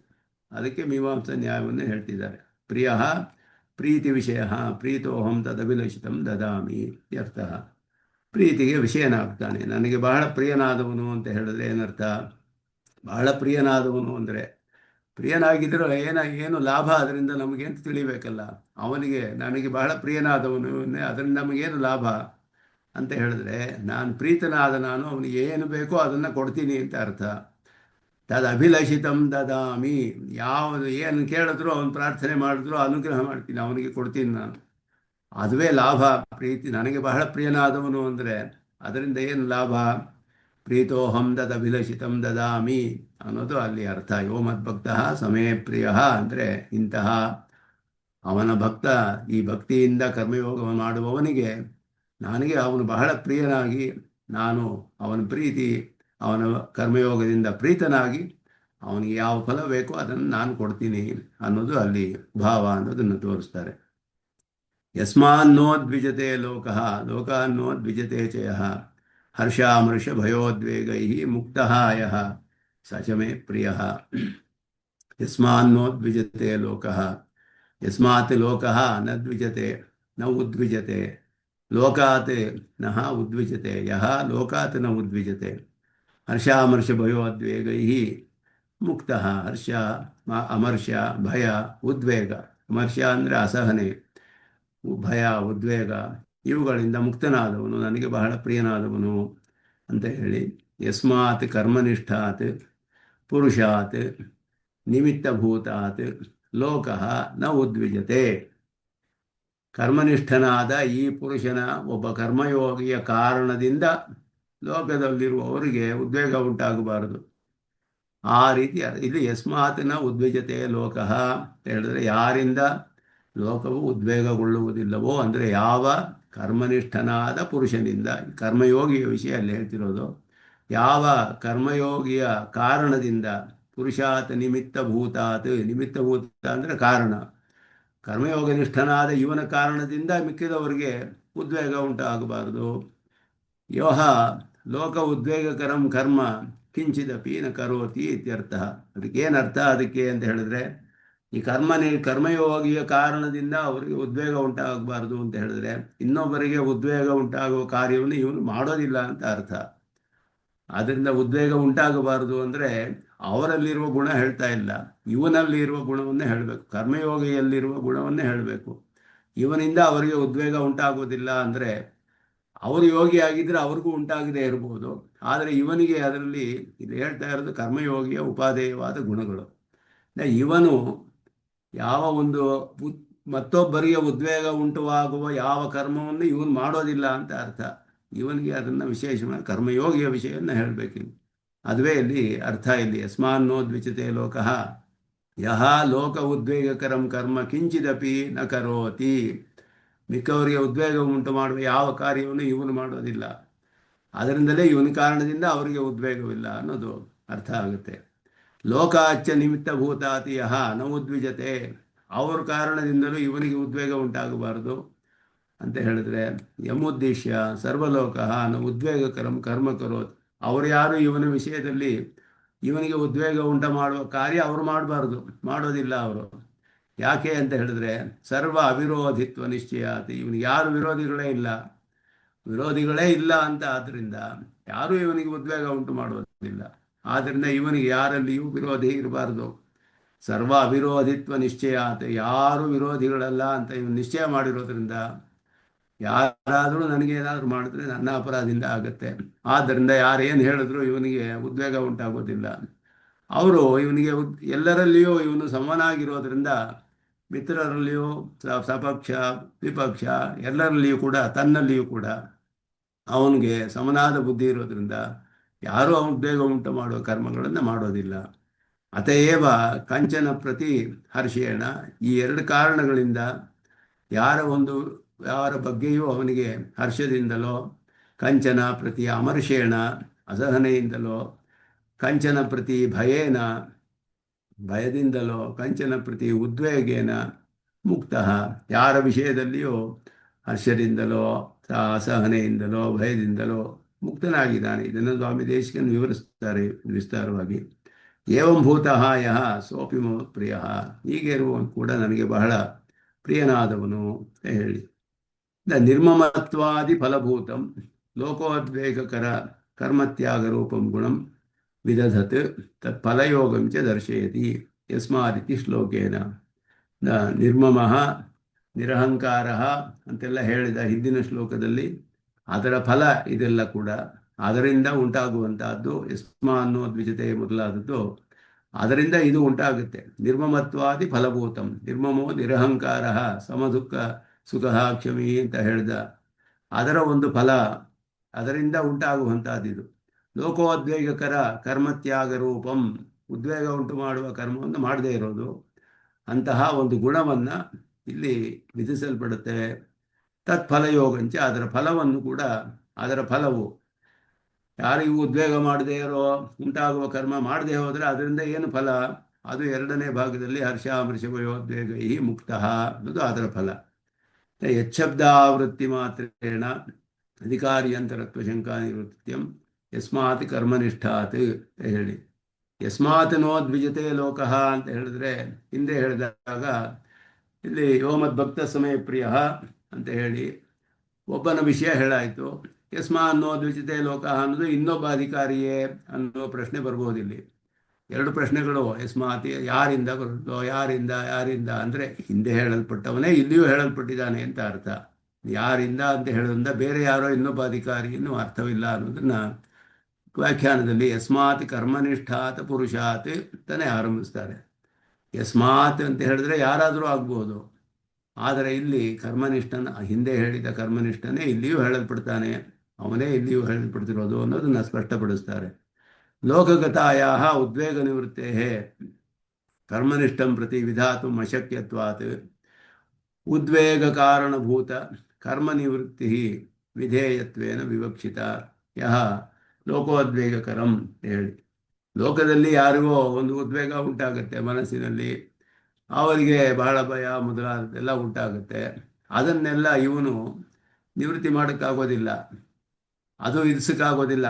ಲೋಕದಲ್ಲಿರುವ ಎಲ್ಲರ ಉದ್ವೇಗವನ್ನು ನೀನು ಹೋಗಿಸ್ಬೇಕು ಅಂತ ಕರ್ಮನಿಷ್ಠನಿಗೆ ವಿಧಿಸೋಕ್ಕಾಗೋದಿಲ್ಲ. ಕರ್ಮನಿಷ್ಠನಾದವನು ಎಲ್ಲರ ಉದ್ವೇಗವನ್ನು ಹೋಗಿಸ್ಬೇಕು. ಯಸ್ಮಾನ್ ನೋದ್ವಿಜತೆ ಲೋಕಃ ಅಂದರೆ ಲೋಕದಲ್ಲಿ ಯಾರಿಗೂ ಉದ್ವೇಗ ಉಂಟಾಗಬಾರ್ದು, ಅದನ್ನೆಲ್ಲ ಹೋಗಿಸ್ಬೇಕು ಇವನು ಕರ್ಮನಿಷ್ಠ ಅಂತ ಅರ್ಥವಲ್ಲ. ಉದ್ವೇಗ ಉಂಟು ಮಾಡುವ ಕರ್ಮವನ್ನು ಇವನು ಮಾಡಬಾರ್ದು, ಇವನ ಕಾರಣದಿಂದ ಉಂಟಾಗಬಾರದು ಅವರಿಗೆ. ಅದು ಇಲ್ಲಿ ಹೇಳಲ್ಪಟ್ಟಿದೆ ಅಂತ ಹೇಳಿ ಲೋಕಗತಾಯ ಉದ್ವೇಗ ನಿವೃತ್ತೇ, ಲೋಕದಲ್ಲಿರುವ ಜನರ ಉದ್ವೇಗ ನಿವೃತ್ತಿಯು ಕರ್ಮನಿಷ್ಠಂ ಪ್ರತಿ ವಿಧಾತು ಅಶಕ್ಯತ್ವಾತ್, ಕರ್ಮನಿಷ್ಠನಿಗೆ ವಿಧಿಸಕ್ಕಾಗೋದಿಲ್ಲ. ಆದ್ದರಿಂದ ಉದ್ವೇಗ ಕಾರಣಭೂತ ಕರ್ಮ ನಿವೃತ್ತಿ, ಉದ್ವೇಗಕ್ಕೆ ಕಾರಣವಾದ ಕರ್ಮಗಳನ್ನು ಇವನು ಮಾಡಬಾರದು ಅನ್ನೋದು ವಿಧೇಯವಾಗಿದೆ. ಅದನ್ನು ಇಲ್ಲಿ ಹೇಳಲ್ಪಟ್ಟಿದೆ, ಅದು ವಿಧಿಸಲ್ಪಟ್ಟಿದೆ. ಅಪಕಾರ ರೂಪತ್ವ ಅಭಾವೇಪಿ ಅಶ್ಲೀಲ ಭಾಷಣಾದಿ ಮಾತ್ರೇಣಾಪಿ ಲೋಕೋದ್ವೇಗ ಜಾಯತೆ ಕಿಂಚಿದಪಿ ಇತಿ. ಯಹ ಲೋಕೋದ್ವೇಗಕರಂ ಕರ್ಮ ಕಿಂಚಿದಪಿ ನ ಕರೋತಿ, ಯಾವುದನ್ನು ಮಾಡೋದಿಲ್ಲ ಅಂತ ಹೇಳಿದ್ರೆ ಬೇರೆ ಬೇರೆ ರೀತಿಯಲ್ಲಿ ಉದ್ವೇಗ ಉಂಟು ಮಾಡೋಕ್ಕೆ ಕಾರಣಗಳಿದೆ. ಉದ್ವೇಗವು ಅನೇಕ ರೀತಿಯಲ್ಲಿ ಉಂಟಾಗುತ್ತೆ, ಯಾವುದನ್ನು ಇವನು ಮಾಡೋದಿಲ್ಲ. ಅದಕ್ಕೆ ಉದಾಹರಣೆ ಹೇಳ್ತಾರೆ ಸ್ವಾಮಿ ದೇಶಿಕನು. ಅಪಕಾರ ಮಾಡುವುದು ಒಂದು, ಅಪಕಾರ ರೂಪ, ಅಪಕಾರ ಮಾಡಿದ್ರೆ ಅವ್ರಿಗೆ ಉದ್ವೇಗ ಉಂಟಾಗುತ್ತೆ. ಅಥವಾ ಅಶ್ಲೀಲ ಭಾಷಣಾದಿ ಮಾತ್ರೇಣಾಪಿ, ಕೆಟ್ಟ ಮಾತುಗಳನ್ನಾಡಿದ್ರು ಕೂಡ ಉದ್ವೇಗ ಉಂಟಾಗುತ್ತೆ, ಅದು ಮಾಡಬಾರ್ದು ಇವನು ಅಂತ ಹೇಳಿ, ಇದೆಲ್ಲವೂ ಕೂಡ ಲೋಕಕ್ಕೆ ಉದ್ವೇಗ ಉಂಟಾಗುವಂತಹ ಯಾವ ಕರ್ಮವನ್ನು ಮಾಡೋದಿಲ್ಲ, ಎಲ್ಲವೂ ಸೇರಿದೆ. ಕಿಂಚಿದಪಿ ಅಂತ ನಕರೋತಿ ಅಂತ ಹೇಳಿ. ಏತೇನ ಅದ್ವೇಷ್ಟ ಇತ್ಯಾದಿನ ಪೂರ್ವೋಕ್ತಾತ್ ಸಮಶತ್ರೋಚ ಮಿತ್ರೇಚ ಇತ್ಯಾದಿನ ವಕ್ಷ್ಯಮಾಣಾಚ ವೈಷಮ್ಯಂ ಸಿದ್ಧಂ. ಇಲ್ಲ, ಯಾವುದಕ್ಕೂ ಕೂಡ ಪುನರುಕ್ತಿ ಇಲ್ಲ. ಇಲ್ಲಿ 7 ಶ್ಲೋಕಗಳಲ್ಲಿ ಅನೇಕ ಶಬ್ದಗಳು ಪುನರುಕ್ತಿ ಇರೋ ಹಾಗೆ ಕಂಡು ಬರುತ್ತೆ. ಅದೇ ಅರ್ಥಗಳು ಮತ್ತೆ ಮತ್ತೆ ಹೇಳಿದಾಗಿದೆ, ಆದರೆ ಪುನರುಕ್ತಿ ಇಲ್ಲ ಅನ್ನೋದನ್ನು ಒಂದೊಂದಕ್ಕೂ ವಿಶೇಷವಾದ ಅರ್ಥವನ್ನು ತಿಳಿಸಿ ಇವರು ತಿಳಿಸ್ತಾರೆ. ಇಲ್ಲಿ ಲೋಕಾನ್ನೋ ದ್ವಿಜತೆ ಚೇಹ ಇತ್ಯತ್ರಾಪಿ ಹೇತ್ವಭಾವೇ ತಾತ್ಪರ್ಯಂ. ಲೋಕದ ಕಾರಣದಿಂದ ಉದ್ವೇಗ ಉಂಟಾಗೋದಿಲ್ಲ ಅಂದರೆ ಕಾರಣವಿಲ್ಲದೆ ಇರೋದ್ರಿಂದ, ಹೇತು ಅಭಾವ. ಅನ್ಯಥಾ ಪೂರ್ವೋತ್ತರ ಪುನರುಕ್ತಿ ಪ್ರಸಂಗಾತ್, ಎಲ್ಲ ಕೂಡ ಪುನರುಕ್ತಿ ಆಗಿಬಿಡುತ್ತೆ ಇಲ್ಲೇ ಹೋದರೆ. ಆ ಕಾರಣವಿರೋದಿಲ್ಲ, ಇಲ್ಲ ಅಂತ ಅರ್ಥ ಮಾಡಬೇಕು. ಅಸ್ಮಿನ್ನಪಿ ಶ್ಲೋಕೆ ಹರ್ಷಾಮರ್ಷವಯೋದ್ವೇಗೈ ಮುಕ್ತಃ ಇತಿ ಉದ್ವೇಗ ಅಭಾವಸ್ಯ ವಿಹಿತತ್ವಾತ್. ಹರ್ಷಾಮರ್ಷ ಭಯ ಉದ್ವೇಗೈ ಮುಕ್ತಃ, ಇಲ್ಲಿ ಉದ್ವೇಗ ಅಂತ ಮತ್ತೆ ಹೇಳಲ್ಪಟ್ಟಿದೆ. ಯಸ್ಮಾನ್ನೋ ದ್ವಿಜತೆ ಲೋಕಾನ್ನೋ ದ್ವಿಜತೆ ಚೇಹ, ಎರಡೂ ಹೇಳಿ ಉದ್ವೇಗದಿಂದ ಮುಕ್ತನಾದವನು ಅಂತ ಹೇಳಿರೋದ್ರಿಂದ ಅದೆರಡಕ್ಕೂ ಕೂಡ ಬೇರೆ ಬೇರೆ ಕಾರಣಗಳನ್ನು ಹೇಳಬೇಕು. ಆದ್ದರಿಂದ ಲೋಕದ ಕಾರಣದಿಂದ ಇವನಿಗೆ ಉದ್ವೇಗ ಉಂಟಾಗಬಾರ್ದು. ಅವರು ಇವನ ಪ್ರತಿ ಆ ರೀತಿ ಕರ್ಮವನ್ನು ಮಾಡದೇ ಇರೋ ಹಾಗಾಗಬೇಕು. ಅಂದರೆ ಇವನಿಗೆ ಎಲ್ಲರಲ್ಲಿಯೂ ಮಿತ್ರತ್ವವೇ ಇರೋದರಿಂದ, ಮೈತ್ರ ಕರುಣೆಯ ವಚ, ಎಲ್ಲರಲ್ಲಿಯೂ ಮಿತ್ರಭಾವೇ ಕರುಣೆ ಇರೋದರಿಂದ ಇವನಿಗೆ ಯಾರು ಆ ರೀತಿ ಉಂಟು ಮಾಡೋದಿಲ್ಲ, ಅದರಿಂದ ಇವನಿಗೆ ಉದ್ವೇಗವಾಗೋದಿಲ್ಲ ಅನ್ನೋದು. ಯಸ್ಮಾ ಅನ್ನೋ ದ್ವಿಜತೆ ಇತ್ಯನೇನ ಭಿನ್ನ ರೀತಿತ್ವ ಪ್ರಸಂಗಾತ್ ಯಮುದ್ದೇಶ್ಯ. ಇದಕ್ಕೆ ಎರಡಕ್ಕೂ ಬೇರೆ ಬೇರೆ ರೀತಿ ಅರ್ಥ ಮಾಡಬೇಕು. ಲೋಕಗತೋದ್ವೇಗ ಉದ್ವೇಗಕರ ಕರ್ಮ ನಿವೃತ್ತಿರಪಿ ನಾಸ್ಯ ವಿಧೇಯ ಇತಿ ವಿಧೇಯತು ಸರ್ವೇ ಇತಿ. ಯಥಾ ಸರ್ವವಿರೋಧಿತ್ವೇನ ಕರ್ಮನಿಷ್ಠಂ ಲೋಕಃ ನಿಶ್ಚಿನುಯಾತ್ ತಥಾಸೌ ಕರ್ಮನಿಷ್ಠಃ ವರ್ತೇತ ಇತ್ಯುಕ್ತಂ ಭವತಿ. ಸ್ವಾಮಿ ದೇಶಿಕನು ಇದನ್ನು ಸ್ಪಷ್ಟಪಡಿಸ್ತಾರೆ ಇಲ್ಲಿ. ಲೋಕಾನ್ನೋ ದ್ವಿಜತೆಯ ಅಂತ ಹೇಳಿದ್ರೆ ಲೋಕವನ್ನು ಇವನಿಗೆ ಉದ್ವೇಗ ಮಾಡದೇ ಇರೋ ಹಾಗೆ ಇವನು ನಡೆದುಕೊಳ್ಬೇಕು ಅಂತ ಅರ್ಥ. ಆದ್ದರಿಂದ ಲೋಕದ ಕಾರಣದಿಂದ ಇವನಿಗೆ ಉದ್ವೇಗ ಬರೋದಿಲ್ಲ. ಯಾಕೆಂದರೆ ಯಾರು ಇವನಿಗೆ ವಿರೋಧಿಗಳಿಲ್ಲ ಅಂದರೆ ಹಾಗಿರೋ ಹಾಗೆ ಇವನು ನಡೆದುಕೊಳ್ಬೇಕು ಅನ್ನೋದು. ಯಥಾ ಸರ್ವ ಅವಿರೋಧಿತ್ವೇನ, ಯಾರಿಗೂ ವಿರೋಧವಿಲ್ಲದೆ ಇರೋ ಹಾಗೆ ಕರ್ಮನಿಷ್ಠಂ ಲೋಕಃ ನಿಶ್ಚಿನುಯಾತ್, ಲೋಕದಲ್ಲಿರೋ ಯಾರು ಕೂಡ ಇವನು ನನಗೆ ವಿರೋಧಿ ಅಂತ ತಿಳಿಬಾರದು. ಆ ರೀತಿ ತಥಾಸೌ ಕರ್ಮನಿಷ್ಠ ವರ್ತೇತ, ಆ ರೀತಿ ಇವನು ನಡೆದುಕೊಳ್ಬೇಕು. ಯಾರು ಇವನು ನನಗೆ ವಿರೋಧಿ ಅಂತ ತಿಳಿದೇ ಇರೋ ಹಾಗೆ ಇವನು ನಡೆದುಕೊಳ್ಬೇಕು. ಅದು ಅಲ್ಲಿ ಅರ್ಥ ಅಂತ ಹೇಳೋದು. ಯೋನ ಹರ್ಷತಿ ನ ದ್ವೇಷ್ಟಿ ಇತಿ ವಕ್ಷ್ಯಮಾಣಾತ್ ಅತ್ರ ಹರ್ಷಾದೇಹೇ ವಿಷಯಭೇದೇನ ನಿವರ್ತಕಭೇದೇನ ಚ ವೈಷಮ್ಯ ಅತಏವ ಕಂಚನ ಪ್ರತಿ ಯೋನ ಹರ್ಷತಿ ನ ದ್ವೇಷ್ಟಿ ಎಂದು ಮುಂದೆ ಬರುತ್ತೆ. ಆದ್ದರಿಂದ ಇಲ್ಲಿ ಇದಕ್ಕೆ ಬೇರೆ ರೀತಿಯ ಅರ್ಥವನ್ನು ಮಾಡ್ತಾರೆ. ಯಾರ ವಿಷಯದಲ್ಲಿಯೂ ಅರ್ಥ, ಯಾರನ್ನು ಕುರಿತು ಕಂಚನ ಪ್ರತಿ, ಯಾರನ್ನು ಕುರಿತು ಕೂಡ ಇವನಿಗೆ, ಅಂದರೆ ಅತಯೇವ ಉಪಕಾರ ಅಪಕಾರಾದಿ ಹೇತು ಭೇದಾಭಾವಾತ್ ಕಂಚನ ಪ್ರತಿ ಉದ್ವೇಗೇನ ಭಯಾದೇಹೇ ಪೃಥಗುತತ್ವಾತ್ ಭಯಕಾರ್ಯಭೂತಂ ಕರ್ಮವ ಜುಗುಪ್ಸಾವ ಅತ್ರ ಉದ್ವೇಗ ಅನ್ನೋದಕ್ಕೆ ಇಲ್ಲಿ ಭಯ ಅನ್ನೋದು ಬೇರೆ ಹೇಳಿದೆ. ಭಯ ಮೊದಲಾದದ್ದೆಲ್ಲ ಹೇಳಿರೋದ್ರಿಂದ ಭಯದ ಕಾರ್ಯವಾದ ಒಂದು ಕರ್ಮವೋ ಅಥವಾ ಜುಗುಪ್ಸೆಯೋ ಆ ರೀತಿ ಅರ್ಥ ಮಾಡ್ಬೋದು ಉದ್ವೇಗ ಶಬ್ದಕ್ಕೆ. ಯಸ್ಮಾನ್ನೋದ್ವಿಜತೆ ಇತ್ಯಾದಿ ವಾಕ್ಯತ್ರಯ ಅರ್ಥ ಸಂಕಲನ ಏವಂಭೂತಃ ಯಃ ಪೂರ್ವಶ್ಲೋಕೋಕ್ತ ಮೈತ್ರತ್ವ ಕರುಣಾತ್ವಾದಿ ಗುಣಗಣಾಭಾವೇಪಿ ಲೋಕೋದ್ವೇಗಕರಮ ನಿವೃತ್ತಿ ಮಾತ್ರೇಣಾಪಿ ಪ್ರೀತೋ ಭವಾಮಿ ಸಚ ಇತ್ಯಾದಿನ ಉಚ್ಯತೆ ಸೋಪಿ. ಎಲ್ಲ ಇದು ವಿಶೇಷವಾದ ಅರ್ಥಗಳು, ಒಂದೊಂದು ಶಬ್ದಕ್ಕೂ ಕೂಡ ವಿಶೇಷವಾದ ಅರ್ಥವಿದೆ ಇಲ್ಲಿ ಅಂತ ಇಲ್ಲಿ ತೋರಿಸ್ತಾ ಇದ್ದಾರೆ. ಸಚ ಮೇ ಪ್ರಿಯ, ಅವನೂ ನನಗೆ ಪ್ರಿಯ. ಯಾರಿಂದ ಉದ್ವೇಗ ಆಗುವುದಿಲ್ಲೋ, ಯಾರೂ ಇವನಿಗೆ ಉದ್ವೇಗ ಮಾಡೋದಿಲ್ವೋ ಹಾಗೆ ಇವನು ನಡೆದುಕೊಳ್ತಾನೋ, ಯಾರ ಪ್ರತಿಯೂ ಇವನಿಗೆ ಅದರಿಂದ ಉದ್ವೇಗ ಇಲ್ಲದೆ ಇರೋದ್ರಿಂದ ಹರ್ಷ ಅಥವಾ ಅಸಹನೆಯೋ ಉದ್ವೇಗವೋ ಇಲ್ಲ. ಆದ್ದರಿಂದ ಹಾಗೆ ಇರುವವನು ಕೂಡ ಅಂತ ಇಲ್ಲಿ ಚಕಾರ ಇದೆ ಇಲ್ಲಿ. ಅಂತಹವನು ಕೂಡ ಪ್ರಿಯಾದ ಅಂತ ಹೇಳಿದ್ರೆ ಹಿಂದೆ ಹೇಳಿದ ಗುಣಗಳು ಇಲ್ಲದೆ ಹೋದ್ರು ಈ ಗುಣಗಳಿದ್ರು ಸಾಕು ಅಂತ ಅರ್ಥ ಮಾಡ್ತಾರೆ ಇಲ್ಲಿ. ಆದ್ದರಿಂದ ಇವನಿಗೆ ಮಿತ್ರತ್ವ ಕರುಣೆ ಎಲ್ಲ ಹಾಗಿಲ್ಲದೆ ಹೋದ್ರು ಪೂರ್ವ ಶ್ಲೋಕೋಕ್ತ ಮೈತ್ರತ್ವ ಕರುಣತ್ವಾದಿ ಗುಣಗಣ ಅಭಾವೇಪಿ, ಅದು ಅಕಸ್ಮಾತ್ ಪೂರ್ಣವಾಗಿ ಇಲ್ಲದೆ ಹೋದರೂ ಕೂಡ ಲೋಕೋದ್ವೇಗಕರ ನಿವೃತ್ತಿ ಮಾತ್ರೇಣಾಪಿ, ಯಾರಿಗೂ ಉದ್ವೇಗ ಮಾಡದೇ ಇರೋ ಕರ್ಮ ಮಾಡದೇ ಹೋದ್ರೂ ಸಾಕು ಅವಂತಹವನೇ ನನಗೆ ಪ್ರಿಯನಾಗ್ತಾನೆ ಅಂತ ಕೃಷ್ಣನ ಅಭಿಪ್ರಾಯ ಅಂತ ಇಲ್ಲಿ. ಸಚ ಮಮ ಪ್ರಿಯ ಅಂದರೆ ಸೋಪಿ ಮಮ ಪ್ರಿಯ, ಭಾಷಿಕಾರರು ಹಾಗೆ ಅರ್ಥ ಮಾಡ್ತಾರೆ. ಸೋಪಿ ಮಮ ಪ್ರಿಯ, ಅವನು ಕೂಡ ನನಗೆ ಪ್ರಿಯನಾದವನು. ಪಿ ಅನ್ನುವ ಶಬ್ದ ಹೇಳಬೇಕಾದ್ರೆ ಆಲ್ಸೋ ಅಂತ ಬರುತ್ತೆ. ಆದ್ದರಿಂದ ಇಲ್ಲಿ ಇವನು ಆ ಗುಣವಿಲ್ಲದವನು ಅಂತ ಅರ್ಥ, ಬೇರೆ ಅಧಿಕಾರಿ ಅಂತ ಅರ್ಥವಲ್ಲ. ಸಚಮೇ ಪ್ರಿಯ ಅಂದರೆ ಇವನು ಇನ್ನೊಬ್ಬ ಅಧಿಕಾರಿ ಅಂತ ಅರ್ಥವಲ್ಲ. ಅದೇ ಅಧಿಕಾರಿಗೆ ಆ ಗುಣವಿಲ್ಲದೆ ಇದ್ರು, ಹಿಂದೆ ಹೇಳಿದ ಗುಣವಿಲ್ಲದಿದ್ರು, ಈ ಗುಣಗಳಿದ್ರು ಕೂಡ ಸಾಕು ನನಗೆ ಪ್ರಿಯನಾಗ್ತಾನೆ ಅನ್ನುವ ಅರ್ಥವನ್ನು. ಅದು ಅನಪೇಕ್ಷ ಶುಚಿರ್ದಕ್ಷ ಉದಾಸೀನೋ ಗತವ್ಯತಃ ಸರ್ವಾರಂಭ ಪರಿತ್ಯಾಗಿ ಯೋ ಮದ್ಭಕ್ತ ಸಮೇ ಪ್ರಿಯ. ಅನಪೇಕ್ಷ ಶುಚಿ ದಕ್ಷ ಇದೆಲ್ಲ ಶಾಸ್ತ್ರೀಯವಾದ ಅರ್ಥಗಳನ್ನು ಹೇಳ್ತಾರೆ ಇದಕ್ಕೆ ಅನುಗುಣವಾಗಿ. ಅನಪೇಕ್ಷ ಹೇಳಿದ್ರೆ ಆತ್ಮ ವ್ಯತಿರಿಕ್ತೆ ಕೃತ್ಸ್ನೆ ವಸ್ತುನಿ ಅನಪೇಕ್ಷ, ಯಾವುದರಲ್ಲಿಯೂ ಅಪೇಕ್ಷೆ ಇಲ್ಲ ಅಂತ ಹೇಳಿದ್ರೆ ಆತ್ಮಕ್ಕೆ ವ್ಯತಿರಿಕ್ತವಾದ ವಿಷಯಗಳಲ್ಲಿ ಆತ್ಮವು ಅಪೇಕ್ಷಿತ. ಇವನಿಗೆ ಆತ್ಮಸ್ವರೂಪವನ್ನು ಪಡೆದುಕೊಳ್ಳೋಕ್ಕೋಸ್ಕರವೇ ಕರ್ಮಯೋಗ ಮಾಡ್ತಾ ಇದ್ದಾನೆ. ಆದ್ದರಿಂದ ಅದನ್ನು ಬಿಟ್ಟು ಮಿಕ್ಕ ವಿಷಯಗಳ ಒಂದು ಅಪೇಕ್ಷೆ ಅವನಿಗೆ ಇಲ್ಲ. ಶುಚಿಹಿ ಅನ್ನೋದು ಅಷ್ಟೇ. ಸಾಮಾನ್ಯವಾಗಿ ಶುಚಿಹಿ ಅಂದರೆ ಶುದ್ಧವಾಗಿರೋದು ಅಂದರೆ ಶಾಸ್ತ್ರೀಯವಾದ ಶುಚಿ, ಶಾಸ್ತ್ರವಿಹಿತ ದ್ರವ್ಯ ವರ್ಧಿತ ಕಾಯ ಅಂತ ಹೇಳಿದ್ರು. ಶುಚಿ ಅಂತ ಹೇಳಿದ್ರೆ ಸ್ನಾನ ಮಾಡಿದ್ರು ಶುದ್ಧವಾಗ್ತಾನೆ ಅಂತ ಹೇಳಿದ್ರೆ ಆ ರೀತಿ ಶುಚಿ ಇಲ್ಲಿ ಹೇಳ್ತಿಲ್ಲ. ಶಾಸ್ತ್ರವಿಹಿತವಾದ ದ್ರವ್ಯದಿಂದ ಶರೀರ ಧಾರಣೆ ಮಾಡಿಕೊಳ್ಳವನು, ಅವನಿಗೆ ಅದು ಶುಚಿತ್ವ, ನಿಜವಾದ ಶುಚಿತ್ವ. ಅದರಿಂದಲೇ ಅವನಿಗೆ ಮನಸ್ಸು ಶರೀರ ಪ್ರಾಣಗಳು ಎಲ್ಲ ಶುದ್ಧವಾಗಿರುತ್ತೆ. ಆಗಬೇಕಾದ್ರೆ ಶಾಸ್ತ್ರವಿಹಿತವಾದ ದ್ರವ್ಯಗಳಿಂದಲೇ ಶರೀರ ಧಾರಣೆ ಮಾಡಬೇಕು, ಅದರಿಂದಲೇ ಎಲ್ಲ ಅವನಿಗೆ ಶುದ್ಧಿ ಬರುತ್ತೆ ಅಂತ ಹೇಳಿ ಈ ಶುಚಿ ಅನ್ನೋದು ಶಾಸ್ತ್ರೀಯವಾದ ವಿಷಯ. ದಕ್ಷ ಅನ್ನೋದು ಹಾಗೆಯೇ ಶಾಸ್ತ್ರೀಯ ಕ್ರಿಯೋಪಾದಾನ ಸಮರ್ಥ. ದಕ್ಷ ಅಂದರೆ ಒಳ್ಳೆ ಕೇಪಬಲ್ ಪರ್ಸನ್ ಅಂದರೆ ಯಾವುದರಲ್ಲಿ ಅಂದರೆ ಶಾಸ್ತ್ರೀಯವಾದ ಕ್ರಿಯೆಗಳನ್ನು ಮಾಡುವುದರಲ್ಲಿ ಸಮರ್ಥ, ಅವುಗಳನ್ನೇ ಸ್ವೀಕಾರ ಮಾಡಿ ಅದನ್ನು ಸಮರ್ಥವಾಗಿ ಮಾಡುವಂತಹವನು, ಅದರಲ್ಲಿ ಸಾಮರ್ಥ್ಯವುಳ್ಳವನು.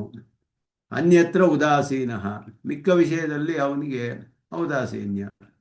ಗತವ್ಯತಃ ಶಾಸ್ತ್ರೀಯ ಕ್ರಿಯಾನಿವೃತ್ತವು ಅವರ್ಜನೀಯ ಶೀತೋಷ್ಣ ರೂಪ ಶೀತೋಷ್ಣ ಪರುಷ ಸ್ಪರ್ಶಾದಿ ದುಃಖೇಶು ವ್ಯಥಾರಹಿತ. ಗತವ್ಯತಃ ಅಂದರೆ ವ್ಯಥೆ ಇಲ್ಲದವನು ಅಂತ ಹೇಳಿದ್ರೆ ಮನಸ್ಸಿನ ಶೈಥಿಲ್ಯ ಉಂಟಾಗದೇ ಇರೋದು. ಯಾವ ವಿಷಯದಲ್ಲಿ ಅಂದರೆ ಶಾಸ್ತ್ರೀಯವಾದ ಕ್ರಿಯೆಗಳನ್ನು ಮಾಡುವಾಗ ಅದನ್ನು ಪೂರ್ಣಗೊಳಿಸುವುದಕ್ಕೆ ಮಧ್ಯದಲ್ಲಿ ಅವನಿಗೆ ಅವರ್ಜನೀಯವಾದ ಶೀತ ಉಷ್ಣ ಪರುಷ ಮೊದಲ ಸ್ಪರ್ಶಗಳೆಲ್ಲ ಬರಬಹುದು. ಈ ರೀತಿಯಲ್ಲಿ ಇದರಿಂದ ಅವನಿಗೆ ಯಾವ ವ್ಯಥೆಯೂ ಉಂಟಾಗಬಾರದು. ಎಷ್ಟು ಅದೆಲ್ಲ ಬರುತ್ತೆ ಕರ್ಮಗಳಲ್ಲಿ. ಒಂದು ದರ್ಬೆಯನ್ನು ನಾವು ಇದು ಪವಿತ್ರ ಮಾಡುವಾಗಲೇ ಕೈ ಕಟ್ ಮಾಡಿಬಿಡುತ್ತೆ ದರ್ಬೆ, ತುದಿ ಅಷ್ಟು ಶಾರ್ಪ್ ಆಗಿರುತ್ತೆ. ಅದೆಲ್ಲ ಪರುಷ ಅಂತ ಇಲ್ಲಿ ಹೇಳಿರೋದು. ಕೆಲವು ಆ ರೀತಿ ಪದಾರ್ಥಗಳನ್ನೆಲ್ಲ ಉಪಯೋಗಿಸ್ಬೇಕಾಗುತ್ತೆ ಕರ್ಮಗಳಲ್ಲಿ. ಅದು ಮಾಡುವಾಗ ಇವನಿಗೆ ವ್ಯಥೆ ಉಂಟಾಗಬಾರ್ದು, ಶಾಸ್ತ್ರೀಯ ಕರ್ಮವನ್ನು ಪೂರ್ಣಗೊಳಿಸಬೇಕು. ಅದರಿಂದ ಮಧ್ಯದಲ್ಲಿ ನಿಲ್ಲಿಸ್ಬಿಟ್ಟು ಹೋಗೋದು ಇದೆಲ್ಲ ಮಾಡಬಾರ್ದು ಅಂತ. ಈ ರೀತಿ ಎಲ್ಲ ಅವರ್ಜನೀಯವಾದ ಕೆಲವು ವಿಷಯಗಳು ಬರುತ್ತೆ ಈ ರೀತಿ. ಹಾಗೆಯೇ ಶೀತ ಉಷ್ಣ ಇವುಗಳೆಲ್ಲ ಬರಬಹುದು. ಶಾಸ್ತ್ರೀಯ ಕ್ರಿಯೆಯನ್ನು ಪೂರ್ಣಗೊಳಿಸಬೇಕು. ನಿರ್ವೃತ್ತ ಅಂದರೆ ನಿರ್ವೃತ್ತಿಯನ್ನು ಪೂರ್ಣಗೊಳಿಸೋದು. ಶಾಸ್ತ್ರೀಯ ಕ್ರಿಯೆಗಳನ್ನು ಪೂರ್ಣಗೊಳಿಸುವುದರಲ್ಲಿ ಅವನ ಕೈಯಲ್ಲಿ ಇಲ್ಲ, ಅವನ ನಿಯಮನದಲ್ಲಿದ್ದೇ ಇರುವಂತಹ ಎಷ್ಟೋ ಸ್ಪರ್ಶಗಳು ಬರಬಹುದು ವಿಷಯಗಳು ಇವನಿಗೆ. ಅವುಗಳಲ್ಲಿ ಇವನಿಗೆ ಅವುಗಳಿಂದ ದುಃಖ ಉಂಟಾಗಬಹುದು. ಅದರಲ್ಲಿ ಯಾವ ವ್ಯಥೆಯೂ ಉಂಟಾಗಬಾರ್ದು, ಅದನ್ನು ಸಹಿಸಿಕೊಳ್ಬೇಕು ಅನ್ನೋದು. ಸರ್ವಾರಂಭ ಪರಿತ್ಯಾಗಿ, ಸರ್ವಾರಂಭ ಪರಿತ್ಯಾಗಿ, ಶಾಸ್ತ್ರೀಯ ವ್ಯತಿರಿಕ್ತ ಸರ್ವಕರ್ಮಾರಂಭ ಪರಿತ್ಯಾಗಿ. ಶಾಸ್ತ್ರೀಯವಾದ ಕೆಲಸಗಳನ್ನು ಬಿಟ್ಟು ಮಿಕ್ಕ ಯಾವ ಕರ್ಮಗಳನ್ನು ಮಾಡಬಾರ್ದು, ಆರಂಭಿಸಬಾರದು ಅಂತ ಹೇಳಿದೆ. ಅದು ಯಏವಂ ಭೂತಃ ಮದ್ಭಕ್ತಃ ಸಮಯ ಪ್ರಿಯ. ಪೂರ್ಣವಾಗಿ ಶಾಸ್ತ್ರದಲ್ಲಿ ನಿಷ್ಠನಾದವನು, ಕರ್ಮಯೋಗಿಗೆ ಶಾಸ್ತ್ರ ನಿಷ್ಠೆ ಬಹಳ ಅವಶ್ಯಕ. ಅದುವೇ ಇಲ್ಲಿ ಹೇಳಿರೋದು ಶಾಸ್ತ್ರ ನಿಷ್ಠೆ ಅನ್ನೋದು. ಶಾಸ್ತ್ರದಲ್ಲಿ ಎಲ್ಲ ಶಾಸ್ತ್ರಕ್ಕೆ ಅನುಗುಣವಾಗಿ, ಆದ್ದರಿಂದ ಆತ್ಮನಿ ವ್ಯತಿರಿಕ್ತವಾದ ವಿಷಯದಲ್ಲಿ ಅವನಿಗೆ ಅಪೇಕ್ಷೆ ಇಲ್ಲದೆ ಇರೋದು. ಹಾಗೆಯೇ ಶಾಸ್ತ್ರೀಯವಾದ ದ್ರವ್ಯಗಳಿಂದಲೇ ದೇಹಧಾರಣೆ ಮಾಡೋದು. ಆ ಶಾಸ್ತ್ರೀಯವಾದ ವಿಷಯಗಳನ್ನು, ಕ್ರಿಯೆಗಳನ್ನು ಮಾಡುವುದರಲ್ಲಿ ಯಾವುದನ್ನು ಸ್ವೀಕಾರ ಮಾಡಬೇಕು, ಹೇಗೆ ಮಾಡಬೇಕು ಸಾಮರ್ಥ್ಯವುಳ್ಳವನು. ಮಿಕ್ಕ ವಿಷಯಗಳಲ್ಲಿ ಅವನಿಗೆ ಉದಾಸೀನನಾದವನು. ಶಾಸ್ತ್ರೀಯ ಕ್ರಿಯೆಗಳನ್ನು ಮುಗಿಸುವುದರಲ್ಲಿ ಬರುವ ಅವರ್ಜನೀಯವಾದ ಶೀತೋಷ್ಣಗಳನ್ನೆಲ್ಲ, ಅವನಿಗೆ ಉಂಟಾಗುವ ದುಃಖಗಳನ್ನೆಲ್ಲ ಅದರಿಂದ ಮನಸ್ಸಿನ ಶೈಥಿಲ್ಯ ಹೊಂದದೇ ಇರುವಂತಹವನು, ಹಾಗೆ ಸಹಿಸಿಕೊಳ್ಳಬೇಕು ಅದನ್ನು. ಅದಕ್ಕೆ ವ್ಯತಿರಿಕ್ತವಾದ, ಶಾಸ್ತ್ರೀಯಕ್ಕೆ ವ್ಯತಿರಿಕ್ತವಾದ ಕರ್ಮಗಳನ್ನು ಆರಂಭಿಸದೇ ಇರುವಂತಹವನು. ಇಂತಹ ಬದ್ಭಕ್ತನು ನನಗೆ ಬಹಳ ಪ್ರಿಯನಾದವನು. ಆತ್ಮ ಮಾತ್ರ ಅಪೇಕ್ಷತ್ವೇನ ಶಾಸ್ತ್ರೀಯ ಮಾತ್ರ ಜಾಗರೂಕತ್ವಂ ತದ್ವ್ಯತಿರಿಕ್ತೇಶು ಅತ್ಯಂತ ನಿರೀಹತ್ವಂ. ಈಹ ಅಂದರೆ ಇಚ್ಛೆ, ನಿರೀಹ ಅಂದರೆ ಇಚ್ಛೆ ಇಲ್ಲದೆ ಇರೋದು ಅಂತ. ಈಹ ರಹಿತನಾದವನು, ಈಹ ಅಂದರೆ ಇಚ್ಛೆ. ನಿರೀಹತ್ವಂ ಚಾಹ ಅನಪೇಕ್ಷ ಇತಿ ಶ್ಲೋಕೇನ. ಆತ್ಮ ಮಾತ್ರ ಅಪೇಕ್ಷತ್ವೇನ, ಕರ್ಮಯೋಗಿಗೆ ಬೇಕಾದದ್ದು ಅದೇ ಒಂದೇ ಉದ್ದೇಶ, ಆತ್ಮಾವಲೋಕನ. ಆದ್ದರಿಂದ ಶಾಸ್ತ್ರೀಯ ಮಾತ್ರ ಜಾಗರೂಕತ್ವಂ, ಶಾಸ್ತ್ರೀಯ ವಿಷಯಗಳಲ್ಲಿ ಮಾತ್ರ ಜಾಗರೂಕನಾಗಿರಬೇಕು, ಮಿಕ್ಕ ವಿಷಯಗಳಲ್ಲಿ ಅವನಿಗೆ ಇಚ್ಛೆ ಇರಬಾರ್ದು.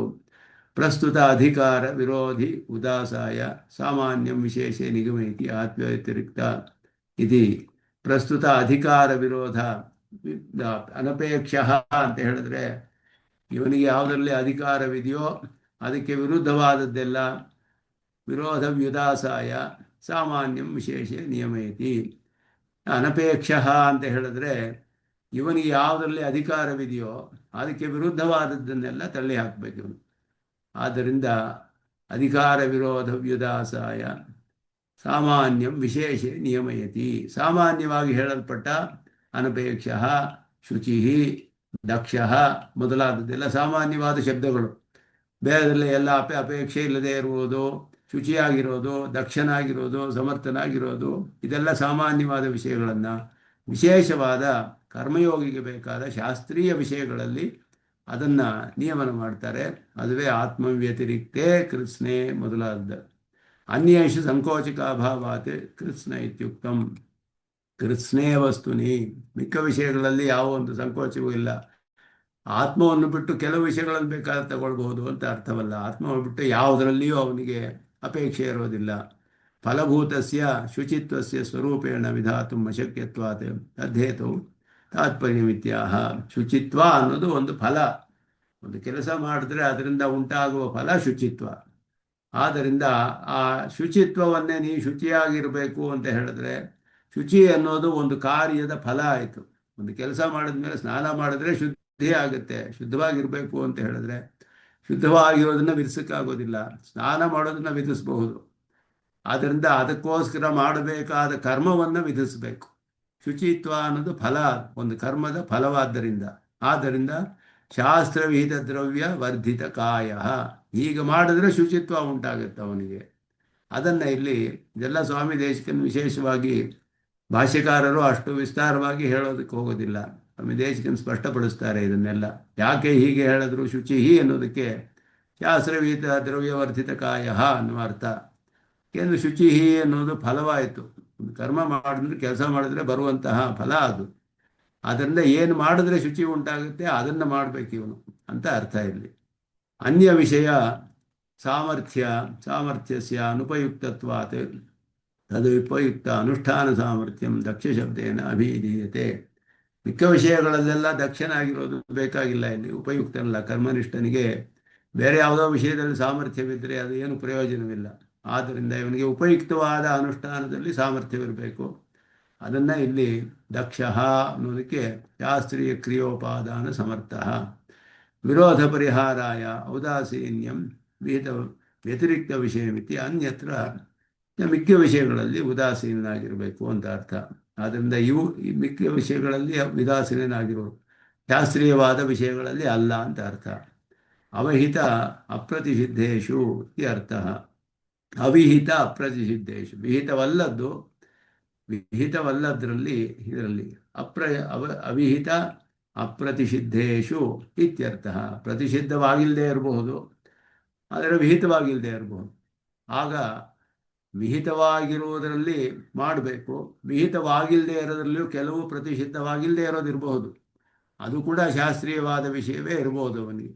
ಆದರೆ ಇವನಿಗೆ ಆತ್ಮನ ಅವಲೋಕನವೇ ಬೇಕಾದ್ದರಿಂದ ವಿಹಿತವಾಗಿದ್ದರೂ ಕೂಡ ಅದು ಬೇಕಾಗಿಲ್ಲ ಅವನಿಗೆ. ಆದ್ದರಿಂದ ಪ್ರತಿಷಿದ್ಧವಾಗದ್ದು ಕೂಡ ವಿಹಿತವಾಗದೇ ಇರೋದು ಇವನಿಗೆ ವಿಹಿತವಾಗಿರೋದು. ಆತ್ಮ ಕರ್ಮನಿಷ್ಠನಿಗೆ ಯಾವುದು ವಿಹಿತವಾಗಿದೆಯೋ ಅದರಲ್ಲಿ ಮಾತ್ರವೇ ಇವನಿಗೆ ಆಸಕ್ತಿ ಇರಬೇಕು, ಮಿಕ್ಕಿದರಲ್ಲಿ ಔದಾಸೀನ್ಯ ಅಂತ ಇಲ್ಲಿ ಅರ್ಥ ಮಾಡೋದು.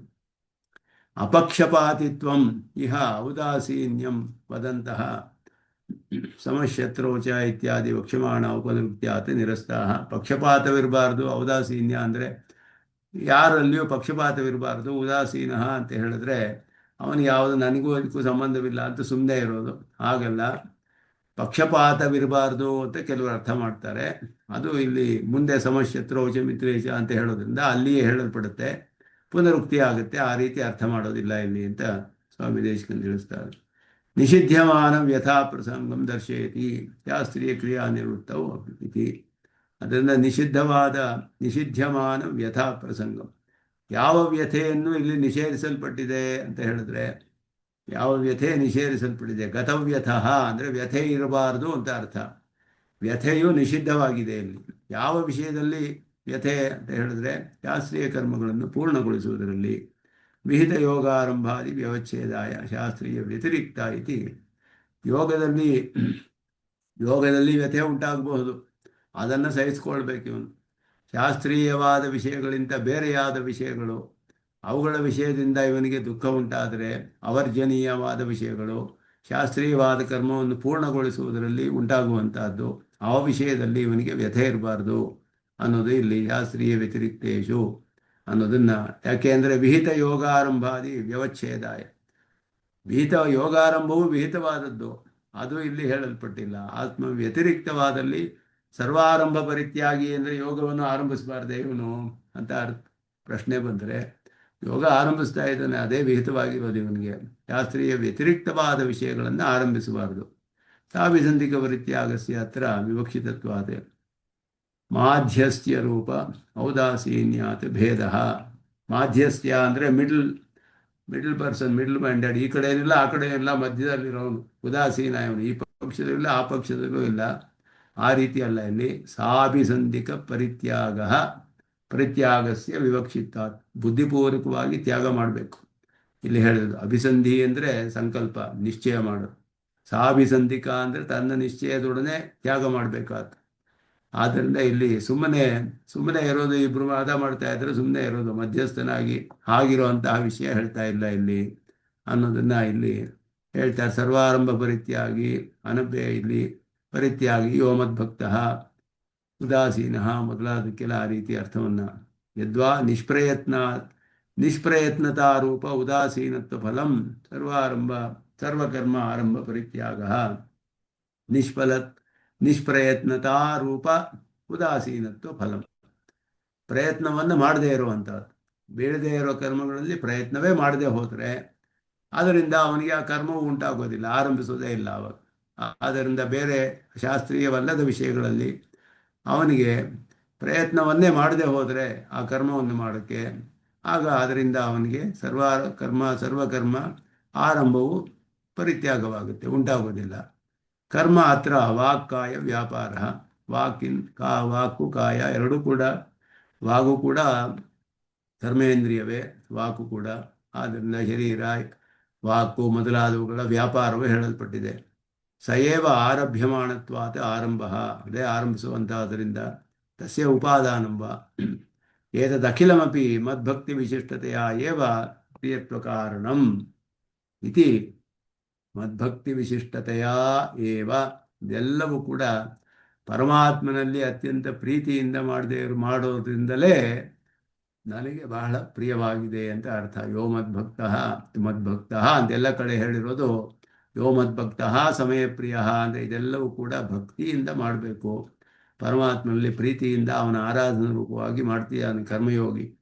ಆದ್ದರಿಂದ ಏತದ್ ಅಖಿಲಮಪಿ ಮದ್ಭಕ್ತಿ ವಿಶಿಷ್ಟತೆಯ ಏವ, ನನ್ನಲ್ಲಿ ಭಕ್ತಿ ಇಟ್ಟು ಮಾಡ್ತಾ ಇರೋದ್ರಿಂದಲೇ ಪ್ರಿಯತ್ವ ಕಾರಣಂ, ನನಗೆ ಪ್ರಿಯವಾಗುತ್ತೆ. ಅವನಲ್ಲಿ ಪ್ರೀತಿಯಿಂದ ಮಾಡದೆ ಹೋದರೆ ಅವನಿಗೆ ಪ್ರಿಯವಾಗುವುದಿಲ್ಲ. ಅದನ್ನ ಮದ್ಭಕ್ತ ಶಬ್ದೇನ ವಿವಕ್ಷಿತಂ. ಏವಂ ಭೂತಃ ಯಹ ಏವಂ ಭೂತಃ ಮದ್ಭಕ್ತಃ, ಅವನು ಅಂತ ಹೇಳಿರೋದ್ರಿಂದ ಪ್ರೀತಿಯಿಂದ ಮಾಡೋದು ಅದುವೇ ಕಾರಣವಾಗುತ್ತೆ ಪರಮಾತ್ಮನ ಪ್ರೀತಿಯನ್ನು ಪಡೆದುಕೊಳ್ಳೋದಕ್ಕೆ. ಯೋ ನ ಹೃಷ್ಯತಿ ನ ದ್ವೇಷ್ಟಿ ನ ಶೋಚತಿ ನ ಕಾಂಕ್ಷತಿ ಶುಭಾಶುಭ ಪರಿತ್ಯಾಗಿ ಭಕ್ತಿಮಾನ್ ಯಸ್ಸ ಮೇ ಪ್ರಿಯಃ. ಯೋ ನ ಹೃಷ್ಯತಿ ನ ದ್ವೇಷ್ಟಿ, ಇದೆಲ್ಲ ಕೂಡ ಪುನರುಕ್ತಿ ಇರುವ ಹಾಗೆ ಕಂಡು ಬರುತ್ತೆ. ಪುನರುಕ್ತಿ ಇಲ್ಲದೆ ಇರುವ ಹಾಗೆ ವ್ಯಾಖ್ಯಾನ ಮಾಡ್ತಾರೆ. ಒಂದೊಂದಕ್ಕೂ ಕೂಡ ಪುನರುಕ್ತಿ ಇಲ್ಲದೆ ಇರುವ ಹಾಗೆ ಮಾಡ್ತಾರೆ. ಯೋ ನ ಹೃಷ್ಯತಿ ಯತ್ ಮನುಷ್ಯಾಣಾಂ ಹರ್ಷ ನಿಮಿತ್ತಂ ಪ್ರಿಯಜಾತಂ ಪ್ರಾಪ್ಯ ಕರ್ಮಯೋಗಿ ನ ಹೃಷ್ಯತಿ. ಸಾಮಾನ್ಯವಾಗಿ ಎಲ್ಲರಿಗೂ ಯಾವ ಒಂದು ಪದಾರ್ಥವೋ ಏನಾದರೂ ಸಿಕ್ಕಿದ್ರೆ ಅವರಿಗೆ ಹರ್ಷ ಉಂಟಾಗುತ್ತೋ ಅದು ಇವನಿಗೆ ಬಂದರೂ ಕೂಡ, ಪ್ರಿಯವಾದದ್ದು ಸಿಕ್ಕಿದ್ರೂ ಕೂಡ ಇವನಿಗೆ ಹರ್ಷ ಉಂಟಾಗೋದಿಲ್ಲ. ಯಚ್ಚ ಅಪ್ರಿಯಂ, ಪ್ರಿಯವಲ್ಲದೆ ಇರೋದು, ತತ್ಪ್ರಾಪ್ಯ ನ ದ್ವೇಷ್ಟಿ, ಮನುಷ್ಯರಿಗೆಲ್ಲ ಸಾಮಾನ್ಯವಾಗಿ ಹರ್ಷ ಉಂಟು ಮಾಡೋಕ್ಕೆ ಕಾರಣವಾದ ಒಂದು ಪ್ರಿಯವಾದ ವಿಷಯಗಳು ಅದು ಬಂದರೂ ಕೂಡ ಇವನಿಗೆ ಹರ್ಷ ಉಂಟಾಗುವುದಿಲ್ಲ. ಅದು ಬರದೇ ಹೋದರೆ ಇವನಿಗೆ ದ್ವೇಷ ಇರೋದಿಲ್ಲ. ಯಚ್ಚ ಮನುಷ್ಯಾಣಾಂ ಶೋಕ ನಿಮಿತ್ತಂ ಭಾರ್ಯಾ ಪುತ್ರ ವಿತ್ತ ಕ್ಷಯಾಧಿಕಂ ತತ್ಪ್ರಾಪ್ಯ ನ ಶೋಚತಿ. ಕರ್ಮಯೋಗಿ ಅಂದರೆ ಹೀಗಿರಬೇಕು ಅಂತ ಹೇಳ್ತಾರೆ. ಮನುಷ್ಯರಿಗೆಲ್ಲ ಶೋಕಕ್ಕೆ ಕಾರಣವಾದಂತಹ ಭಾರ್ಯ ಪುತ್ರ ವಿತ್ತ ಕ್ಷಯವಾಗುವುದು ಇದೆಲ್ಲವೂ ಆದರೂ ಕೂಡ ಎಲ್ಲರಿಗೂ ಸಾಮಾನ್ಯವಾಗಿ ಶೋಕಕ್ಕೆ ಕಾರಣ ಇದು ಮನುಷ್ಯರಿಗೆ. ಆದರೆ ಕರ್ಮಯೋಗಿಗೆ ಅದರಿಂದಲೂ ಶೋಕ ಉಂಟಾಗಬಾರದು ಅಂತ ಹೇಳ್ತಾರೆ. ತಥಾ ವಿಧಂ ಅಪ್ರಾಪ್ತಂ ಚ ನಕಾಂಕ್ಷತಿ, ಇಲ್ಲದೆ ಹೊರೋದನ್ನು ಕೂಡ ಆಸೆ ಪಡೋದಿಲ್ಲ. ಅವನಿಗೆ ಪ್ರಾಪ್ತವಾಗದೇ ಇರೋದನ್ನು ಅವನಿಗೆ ಆಸೆ ಪಡೋದಿಲ್ಲ. ಶುಭ ಅಶುಭ ಪರಿತ್ಯಾಗಿ ಪಾಪವತ್ ಪುಣ್ಯಸ್ಯಾಪಿ ಬಂಧಹೇತುತ್ವ ವಿಶೇಷಾತ್ ಉಭಯ ಪರಿತ್ಯಾಗಿ. ಶುಭ ಅಶುಭ ಎರಡವನ್ನು ಬಿಟ್ಟು ಬಿಡ್ತಾನೆ. ಪುಣ್ಯವೂ ಕೂಡ ಇವನಿಗೆ ಬಂಧಕ್ಕೆ ಕಾರಣವಾಗೋದ್ರಿಂದ ಪಾಪದಂತೆಯೇ ಎರಡನ್ನೂ ಕೂಡ ಇವನು ತ್ಯಾಗ ಮಾಡ್ತಾನೆ. ಏವಂ ಭೂತಃ ಭಕ್ತಿಮಾನ್ ಸಮಯ ಪ್ರಿಯ, ಈ ರೀತಿಯುಳ್ಳ ಭಕ್ತಿಯನ್ನು ಉಳ್ಳ ಕರ್ಮಯೋಗಿ ನನಗೆ ಬಹಳ ಪ್ರಿಯನು. ದೈವಾತ್ ಆಗತೇಷು ಅಪಿ ಪ್ರಿಯಾಪ್ರಿಯೇಷು ಶೋಕಹರ್ಷಾದಿ ಅಭಾವ ಅನಾಗತೇಷು ನಿಷಿದ್ಧ ವ್ಯತಿರಿಕ್ತೇಷು ಅಪಿ ವಾಂಛಾರಹಿತತ್ವಂ ತತ್ಕಾರಣತ್ಯಾಗಶ್ಚ ಉಚ್ಯತೆ. ಎಲ್ಲ ದೇಶಿಕರು ಇನ್ನೂ ಸ್ಪಷ್ಟಪಡಿಸ್ತಾರೆ. ಇದರಲ್ಲಿ ತಾನಾಗಿಯೇ ಬರುತ್ತೆ. ಪ್ರಿಯಕ್ಕೋ ಅಪ್ರಿಯಕ್ಕೋ ಕಾರಣವಾದದ್ದು, ಶೋಕಕ್ಕೋ ಹರ್ಷಕ್ಕೋ ಕಾರಣವಾಗುವುದು. ಅದರಿಂದ ದೈವಾದ ಆಗತೇಷು ಅಪಿ ಪ್ರಿಯಾಪ್ರಿಯೇಷು ಶೋಕಹರ್ಷಾದಿ ಅಭಾವ, ಶೋಕಹರ್ಷವನ್ನು ಹೊಂದದೇ ಇರೋದು. ಅಪ್ರಿಯವಾದದ್ದು ಬಂದರೆ ಶೋಕ, ತಾನಾಗಿಯೇ ಯಾವುದೋ ಶೋಕ ಬರುತ್ತೆ, ತಾನಾಗಿಯೇ ಯಾವುದೋ ಸುಖಕ್ಕೆ ಕಾರಣವಾದದ್ದು ಉಂಟಾಗುತ್ತೆ. ಅದಿದ್ದರೂ ಕೂಡ ಅವನಿಗೆ ಹರ್ಷ ಅಥವಾ ಶೋಕ ಉಂಟಾಗೋದಿಲ್ಲ.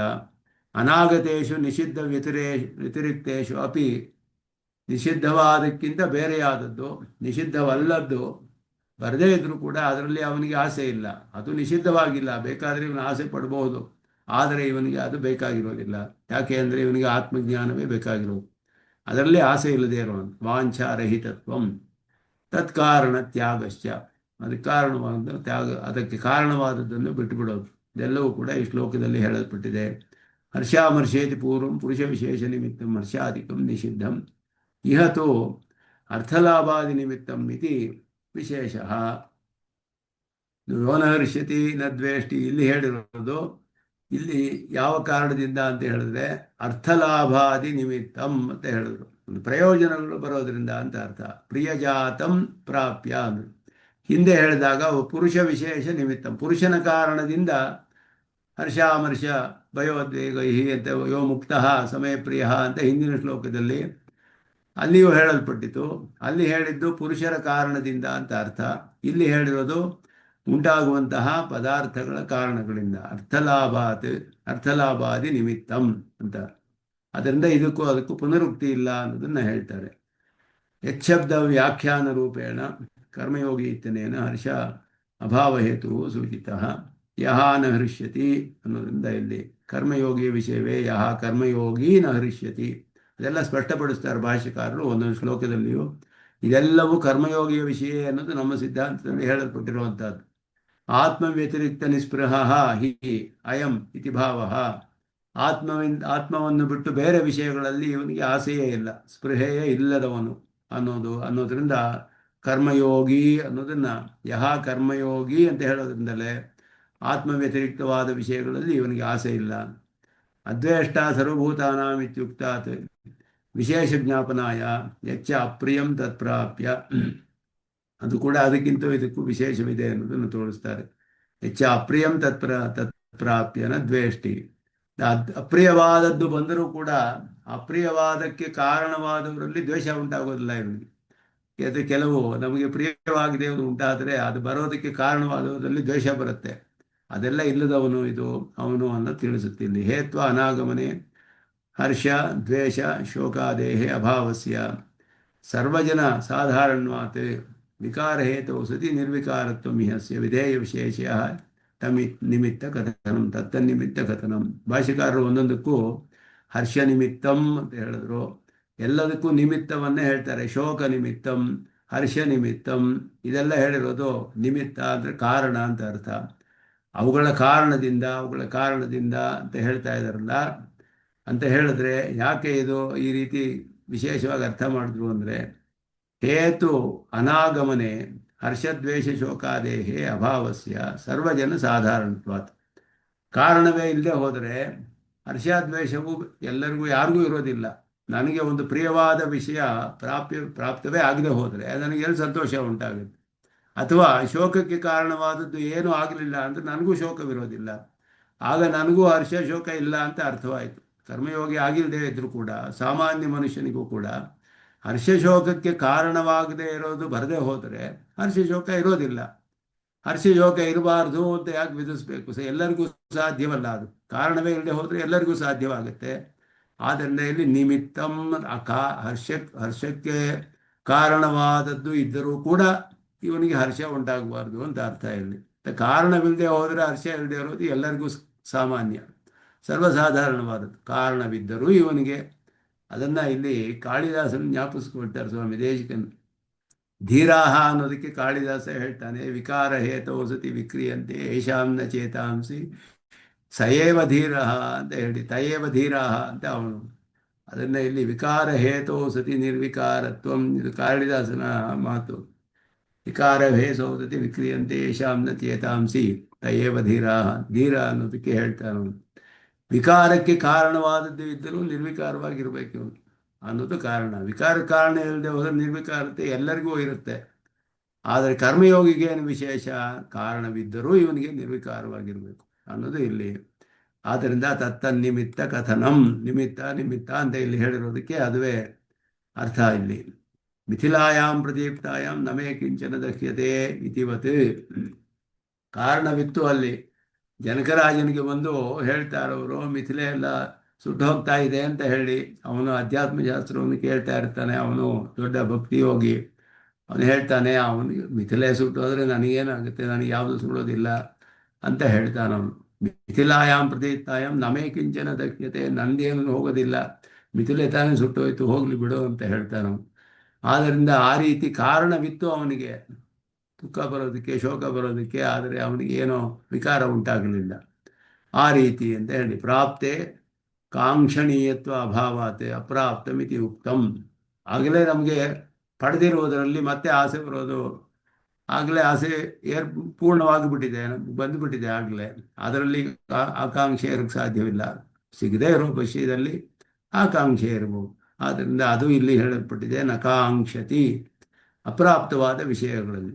ತಥಾವಿಧಂ ಯದ್ವಿನಾಶೇ ಶೋಕ ಸ್ಯಾತ್ ತಥಾಭೂತಂ ಇತ್ಯರ್ಥಃ.